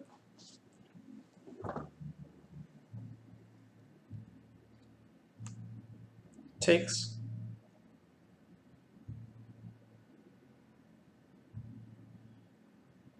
Pawn takes.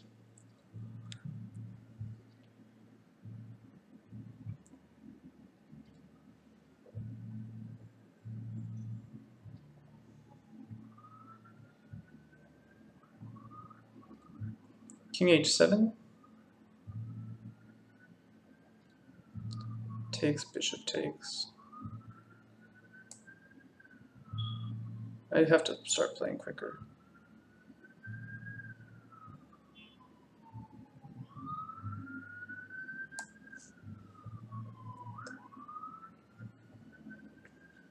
On bishop takes h6, I can play king takes h6. I think my king is actually safe there, surprisingly.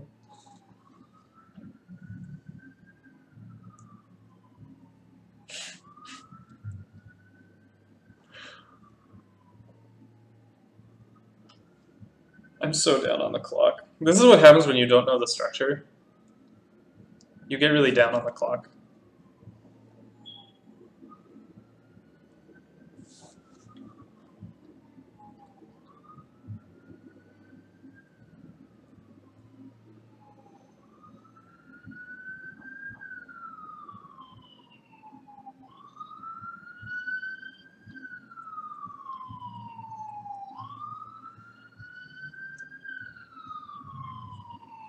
I should probably open the center soon.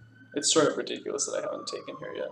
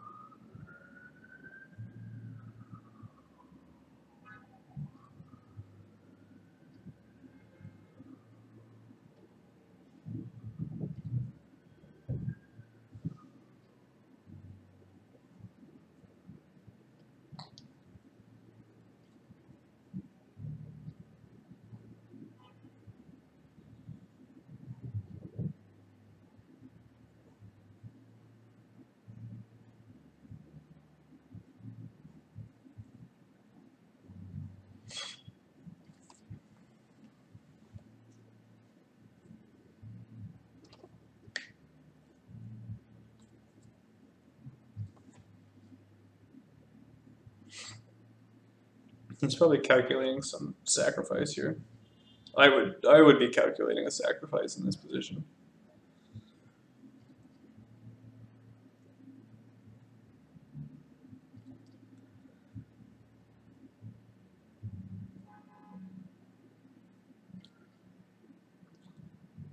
I think almost no matter what, my next move needs to be like takes.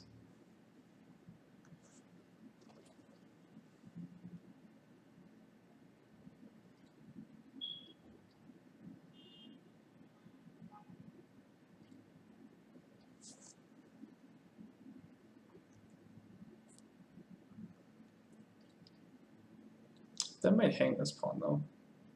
That might be a problem. Taking here. Takes, knight takes. This knight's under a lot of pressure. If I play knight takes, there's queen takes, check. I guess I have bishop f5, but then I'm going to lose the bishop pair, which I'm not thrilled about.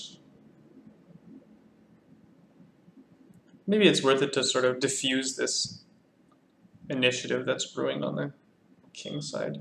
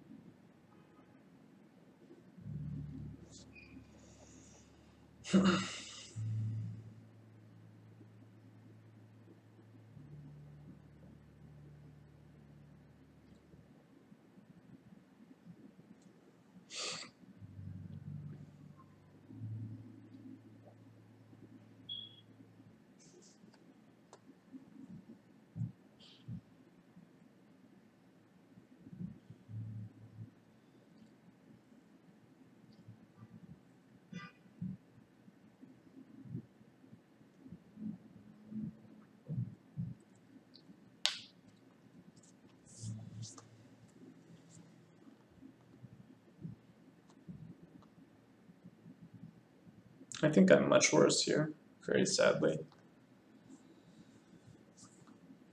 I don't really see how I'm going to be improving my position over the next couple moves.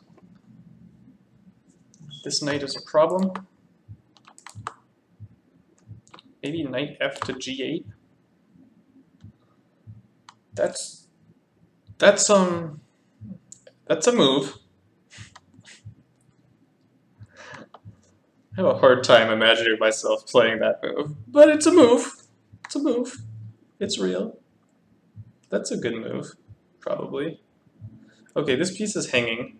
It's also not really doing anything. I could play d4. So let's see, takes, rook takes.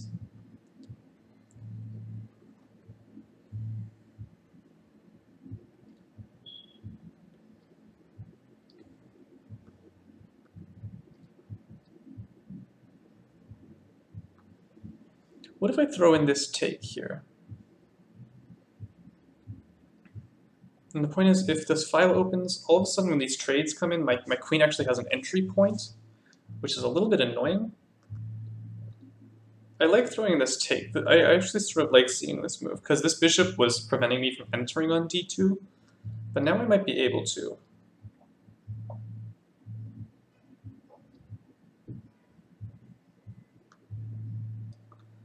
Takes. On knight takes, I'll happily play knight takes, getting rid of this atrocious piece. Oh wait, there was an issue here though. Takes, knight takes, queen takes, check.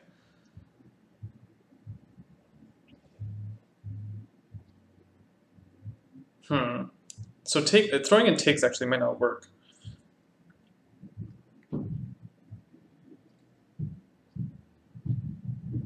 Because takes, knight takes, I have to take this actually. Queen takes check. I have f5. Takes here.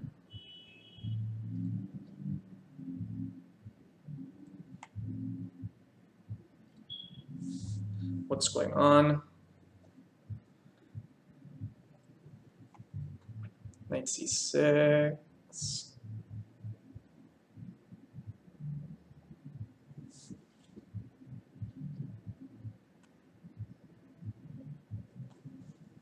Hold on. Takes, knight takes, queen takes, f5. No, there's no skewer at the end anymore.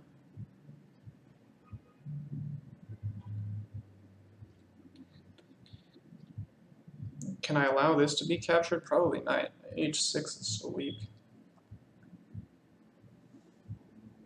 And that just makes f5 more of an outpost. Takes, rook takes, knight takes. Well, then all of a sudden I have this move. Knight here. Am I still dropping a pawn? No, because I'll have bishop takes h6 at the end, okay.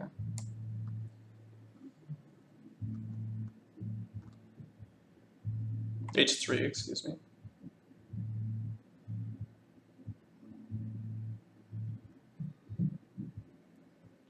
I'm happy to see this. I think my position just got a little better.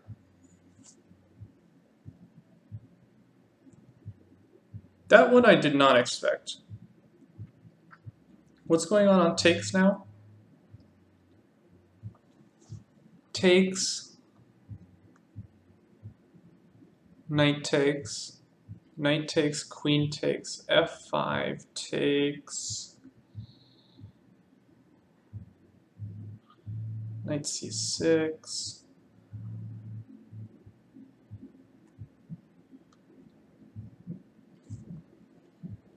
That was not expected.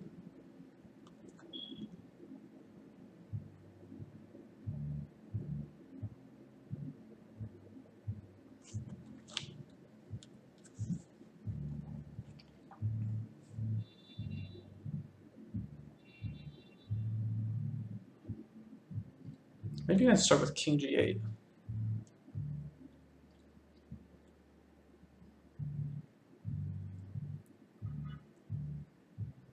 King g8, Rook f1 takes, knight takes, queen takes. There I have a lot of moves. I say that, but that might not be true. No, I could just go like knight c6.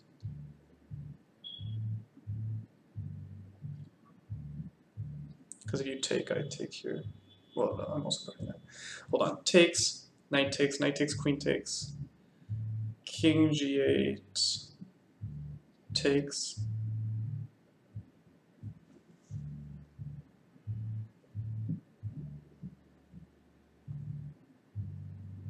Knight c6, queen here. No, I'm going to play king g8.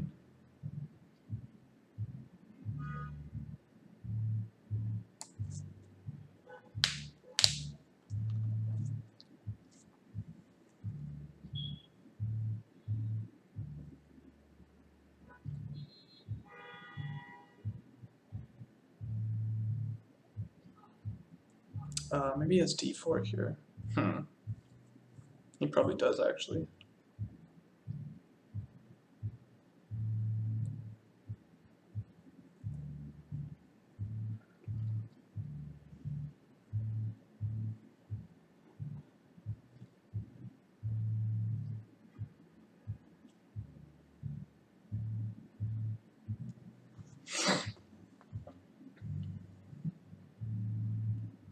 I think this is a good move. It's stepping off this diagonal, which is a really bothersome diagonal for me. I think this move was necessary at some point.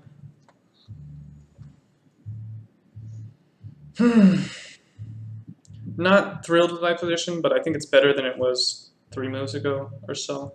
I think d4 is critical, probably, from white. d4 takes, knight takes, bishop takes, pawn takes, pawn takes. Yeah, he has a decent position there. I probably shouldn't release the tension here. I should probably play like knight c6. Okay. Here I'm going to take, I think.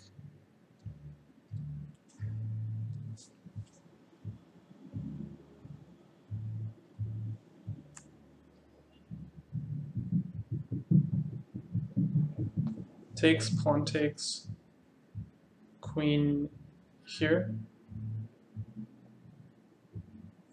Is that annoying? What if he just moves the bishop?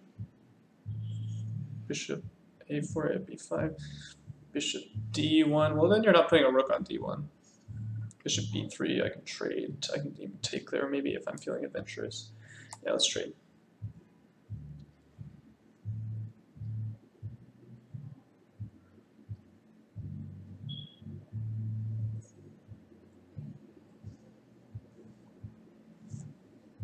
Maybe I could have prefaced this with knight c6. That probably was also good.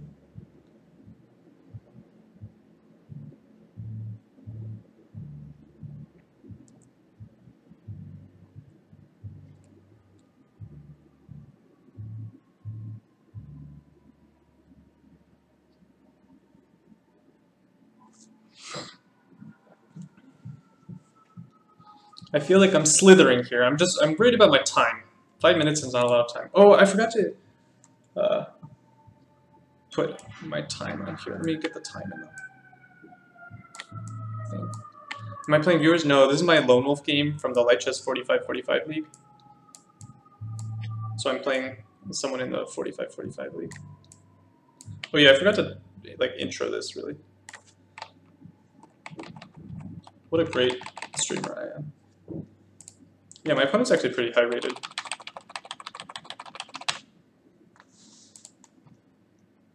Maybe I should have tried out this opening against a lower rated person. It's okay though, it's turned out. I have a position that's not losing immediately. It's about all I could ask, right? Yeah, 5 minutes, not great. Here I can trade. I can also play this move, knight here. Takes, queen takes.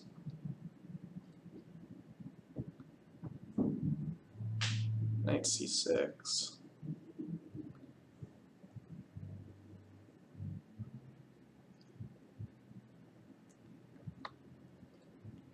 That's simple. Let's play simple. It also protects this pawn. Keep it simple, stupid. Wise advice.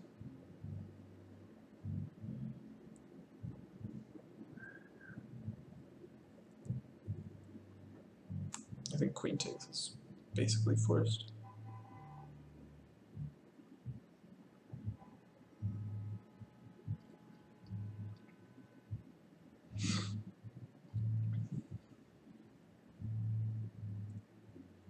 I also have this move knight d5. Maybe that's better. Knight d5 takes, bishop takes here on the queen.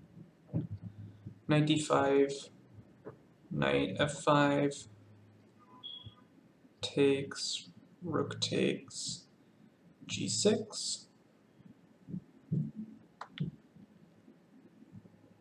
Yeah, this is a more active move. Knight d5 c4, then I have knight b4.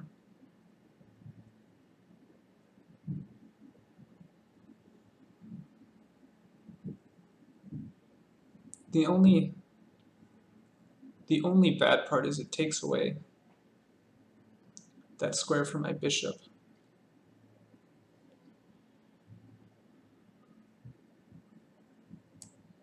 I think this is a good move.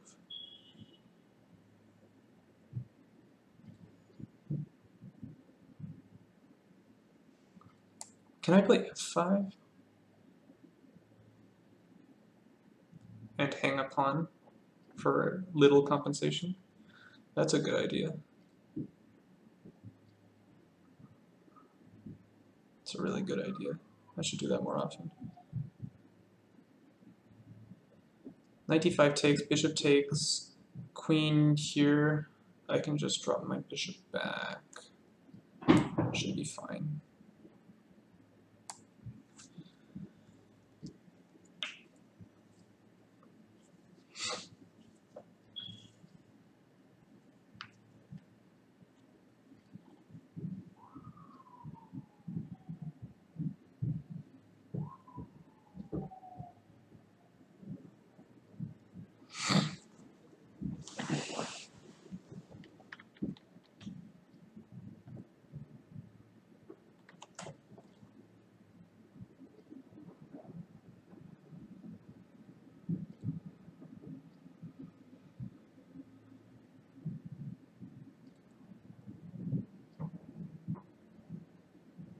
Actually, knight f5 is not playable because of takes, takes, takes. It's a nice move.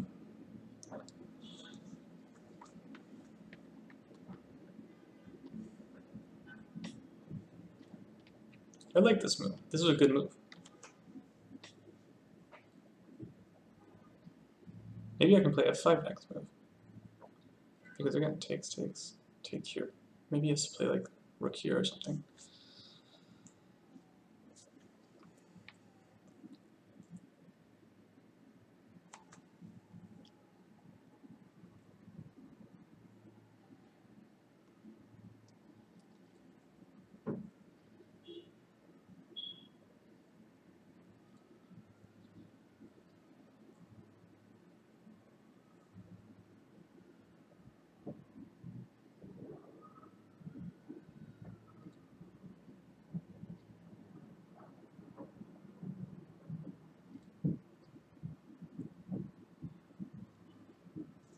Maybe then I go knight f6.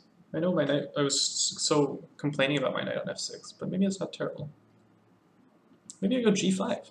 I'm too weak on the light squares if I go g5. I should probably go g6 at some point. But then I'm weak on the f-file. This move h6 is actually very annoying. I really wish this pawn was on h7 right now.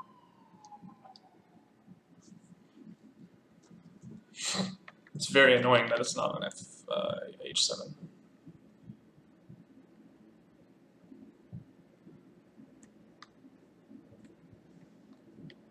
I really want this knight to attack this pawn, but it's not easy to make that happen. I have to be worried about this square right now. I always have b5, but yeah, keep that on the lookout.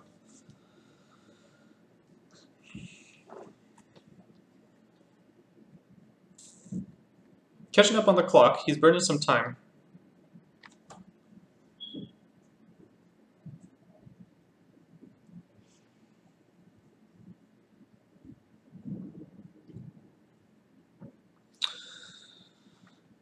Okay. If I take, you're going to take with the C pawn. Because if you take and take with the E pawn, you have problems. Maybe you're going to take with the queen, but that can't be right. What happens if I go f5 here? f5, knight takes, bishop takes, rook takes here? No, because now this bishop protects. That's a good move. Takes, e takes, knight b4.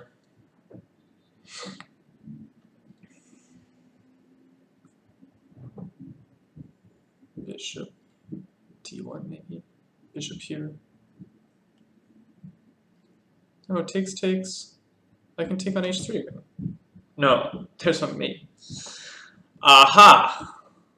Okay. Now that we've arrived at the point,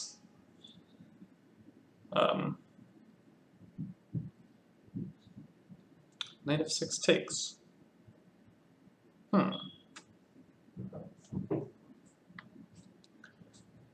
Maybe we should go f5.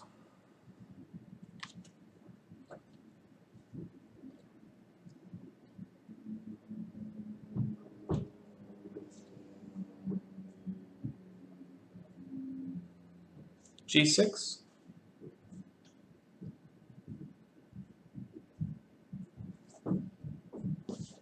g6, knight takes g6, f takes g6, queen takes g6.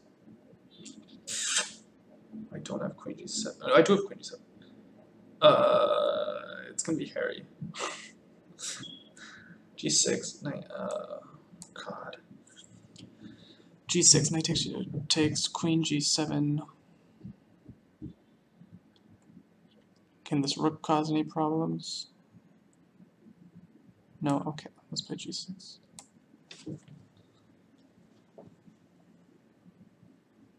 That was almost disastrous. I almost missed the whole point of that move. That could have been really bad. g6 is a move I wanted to play, so I'm not terribly upset about this. Now I'm maybe threatening to play something like f5, although f5 right away. Actually, the queen can't maneuver to attack that, so I'll be able to follow up with like king g7. Something like f5, queen f3, king g7. Pray that I live through the sack on f5. That'd be quite a prayer. This was a nice move. This bishop was very poor, and now it's not all of a sudden.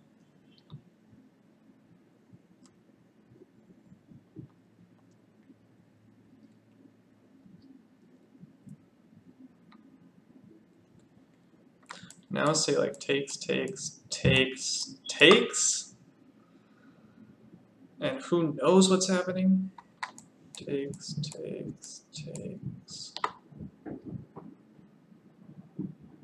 He'll be up a pawn there. In the maze of arrows. Those pawns are traded. Okay, that's fine. I need to come up with a move rather quickly here.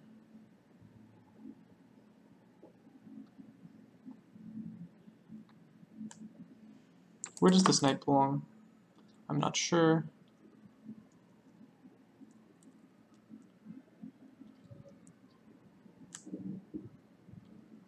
Let's go queen out, get some That loses. Does that lose? Yes, it loses to a lot of things actually. Hilarious.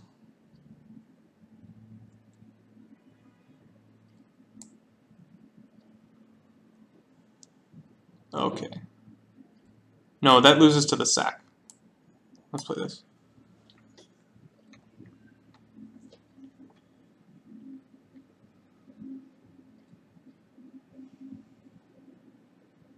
Rook here, queen e7. I'll get activity this way. I'm a pawn down, but these pawns are not the most incredible things. They're well blockaded.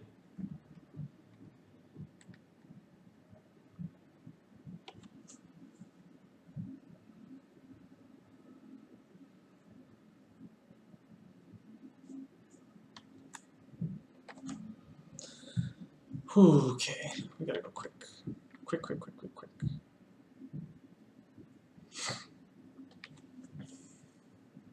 Now he's the sack.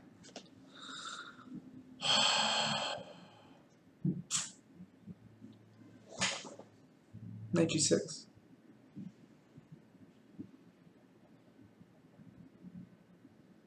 No, it just wins, doesn't it? It's not so clear actually. This was not a good move though. Takes king h8. Takes queen h8. Rook. That's not so clear.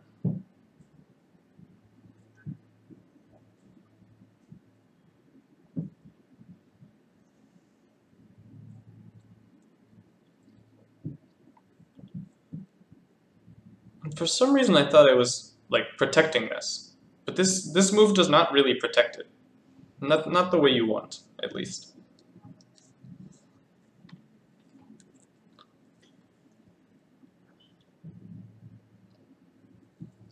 He's calculating this. He must be.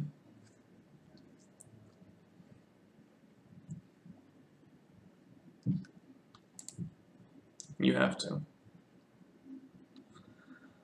Oh boy. I might be in for it here.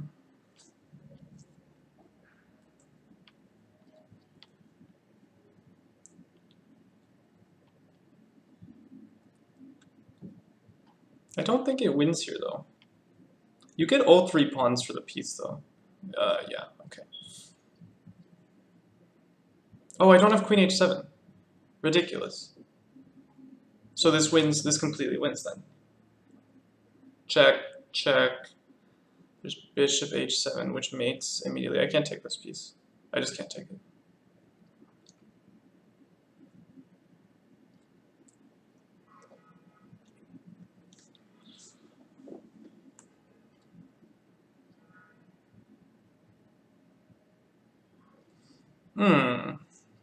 Okay. So if I can't take that, can I go knight e3? Takes. Let's try it. I don't have enough time to calculate it. I have no idea. I'm probably losing. Who knows though?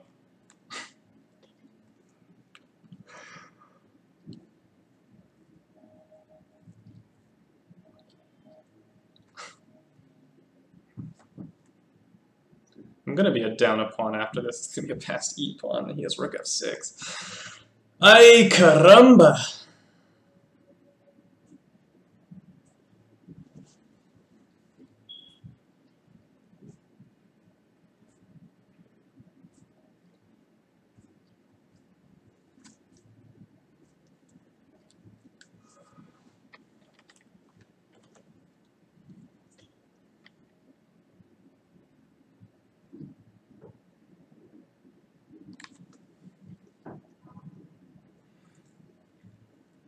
This might be the end of the line, boys.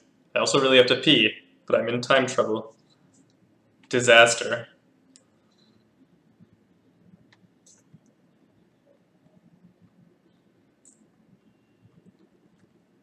Just takes like rook f6.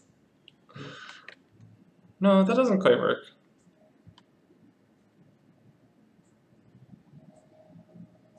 I'll have bishop f5. Which is not, at least doesn't lose on the spot. What about rook d1? That might be a problem. I don't have queen e7. Very annoying.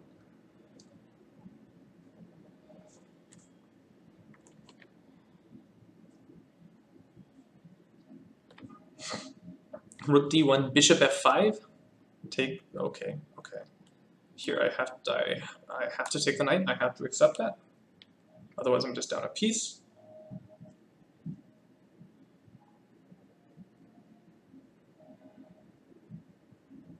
Yep. Here.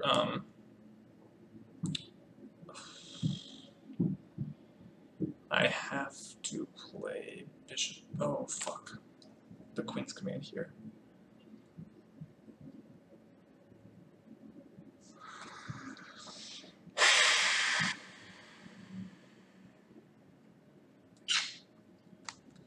The point is takes, queen check. That must be mate.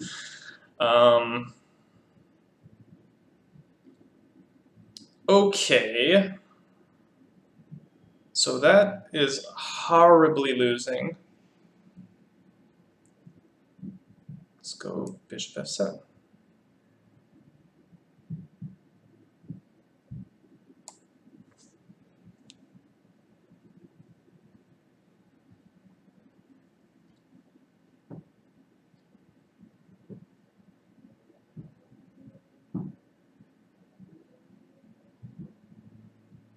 Just rook f1. Yikes. Rook f8, queen e4.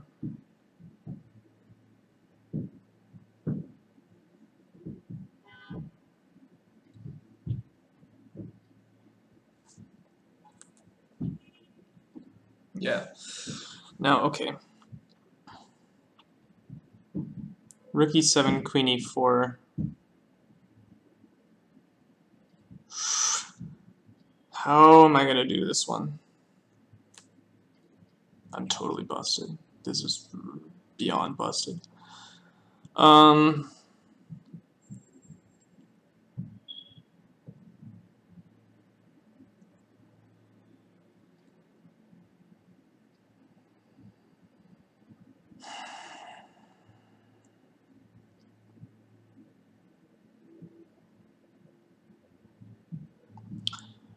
Rook f8, queen e4.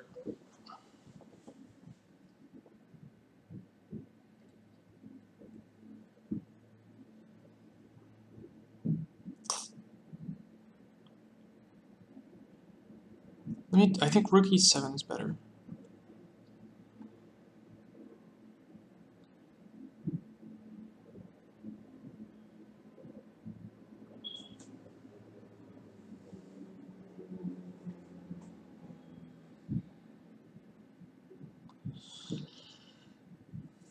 All right, it's time to curl up. Curl up and die. Oh my goodness gracious. What in the actual fuck is that? That was not a move I had on my radar. Not even a little bit a move I had on my radar.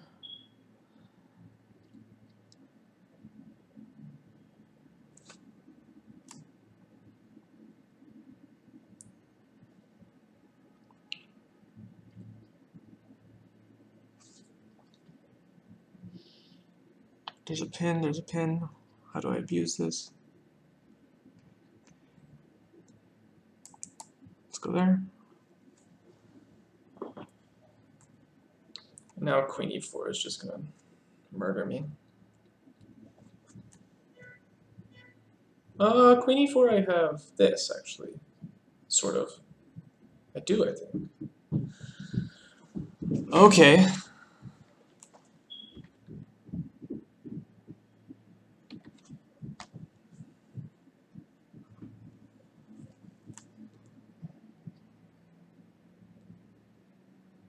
Does that just win? It does. Yeah, that just wins.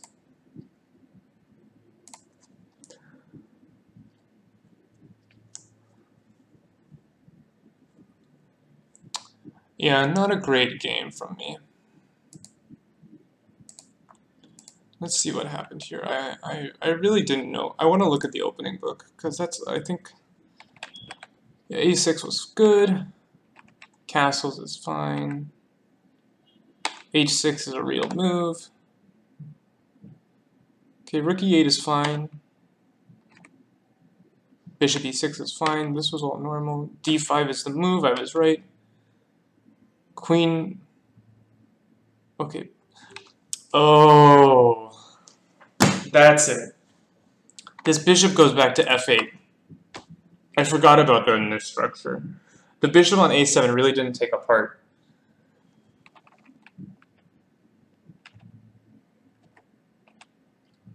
Yeah, it's the bishop drops back to f8. Like this game.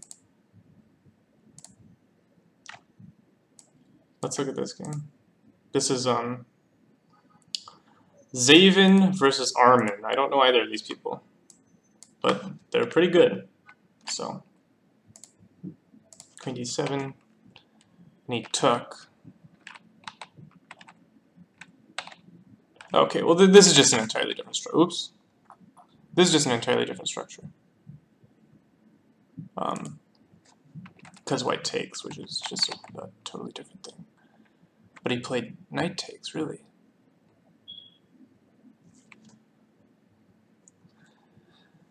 Because of this, yeah. That's nice. Yeah, so what? So I think bishop a7 is a mistake.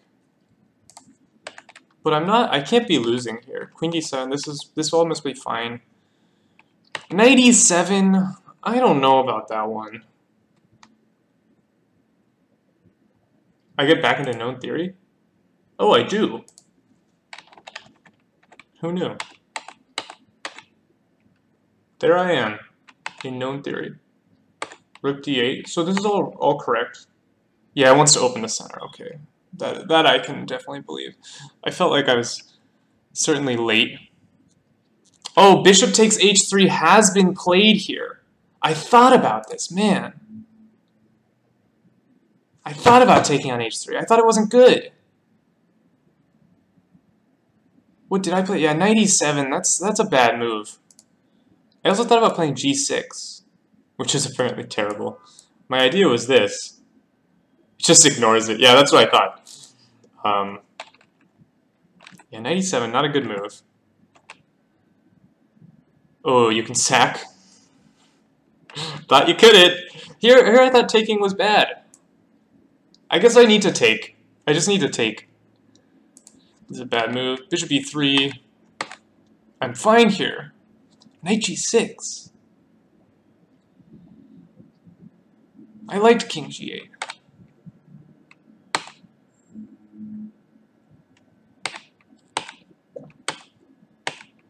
And I'm better after g5. No way.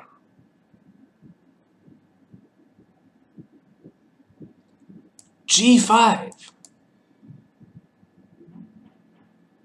What's going on? I can't take a pawn? I can't take a pawn. I lose e3. Huh. I'm just rushing through this with the engine. Normally I don't analyze with the engine, but I have to go soon. g6, I'm still fine. But king g7, this is a really bad move.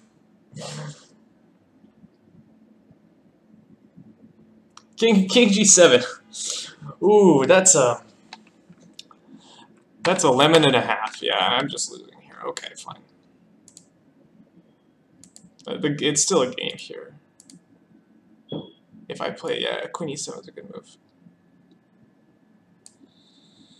That's an unfortunate blunder. That was sort of a time pressure loss. I got in pretty bad time pressure there.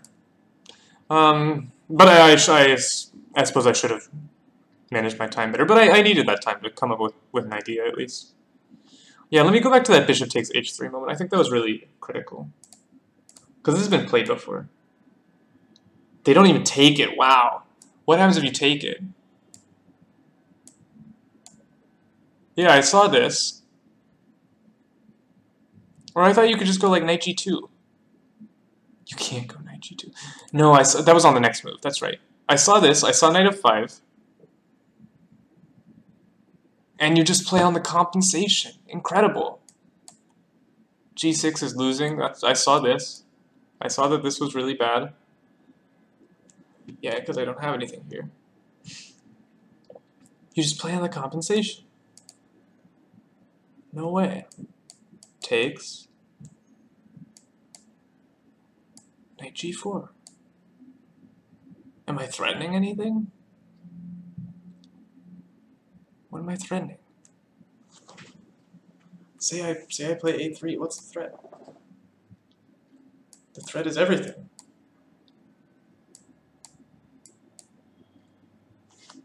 It just repeated. Did the engine just repeat? It did. Okay. Wanted to throw in one repetition. Oh yeah, of course. Bishop e3. Knight c5. What? What? Okay, let me play g6. Queen oh. With a forkaroni. Even the engine's confused. Oh yes, d4. That's not c5. I've confused the engine. It doesn't know what to think. It doesn't have an evaluation. This position is unevaluatable. +7. That's the evaluation. Okay, g6 is a bad move. Knight d4. What's the point? The point is to play d3?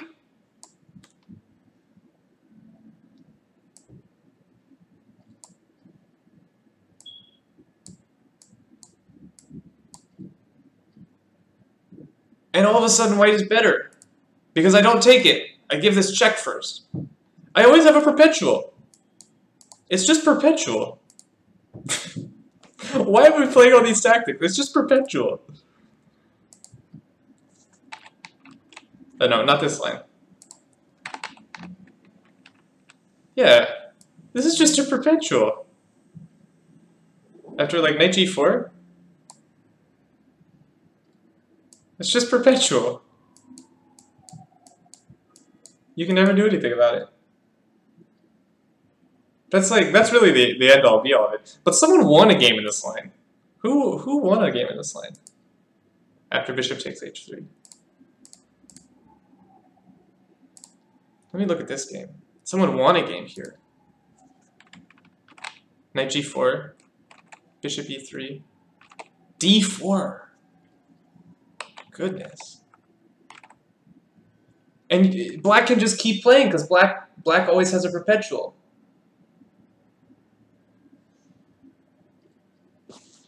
Like black can never be worse. Because he always has this bailout. Okay, after queen f3 you don't have the bailout. But it's just saying black is fine. Yeah, because I'm on this pawn now. I have 3 pawns for the piece and a murderous attack. Wow.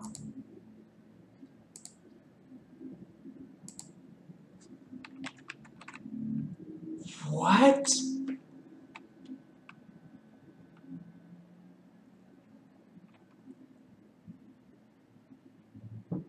Because I'm gonna get this knight when the pawn takes. Wow. He repeated, and he took, and he's... Oh, queen takes. Hold up. Takes. I'm gonna get this piece. Now I'm down a rook. But he's so weak. And this is a threat. Yeah, how do you deal with that? After this, I get the exchange back. Now I'm just down a piece for 4 pawns. Wild. This is wild. I never would have thought. I would have bailed. I would have taken the perpetual. Man. This is complicated. Yeah, this is just triple zeros. Bishop e3.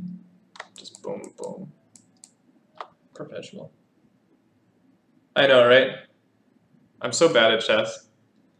Oh, these players are sort of low rated though. 2200, 2300. Low rated, right?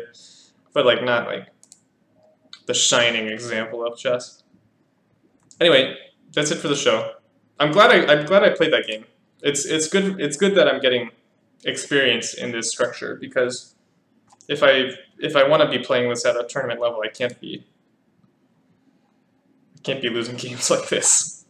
So I think this was I'm happy I got this game in. I know I lost, but I thought I played okay. My opponent played very well. He took advantage of my sort of incredible blunder at the end. King g7. What is that? Ridiculous. Yeah, my opponent played really well. Kudos to him. A good game from him. And I'm going to go and make some dinner and then run off to play another long time control classical chess game. So I'm going to be a little chessed out. And then I have 2 tomorrow and 2 on Sunday. So that'll be fun. Anyway, thank you all for watching. I hope you enjoyed. I hope you learned something. I hope you enjoyed. Yago, I don't know. And the reason is, in American chess tournaments, you don't find out your parent until you like show up. It's sort of lame. Yeah, thank you all for watching. And I will hopefully, I'm not going to stream this weekend at all. I'm going to be too busy, but hopefully I'll be back on the streaming horse next week with some more content. Thank you all. Good night.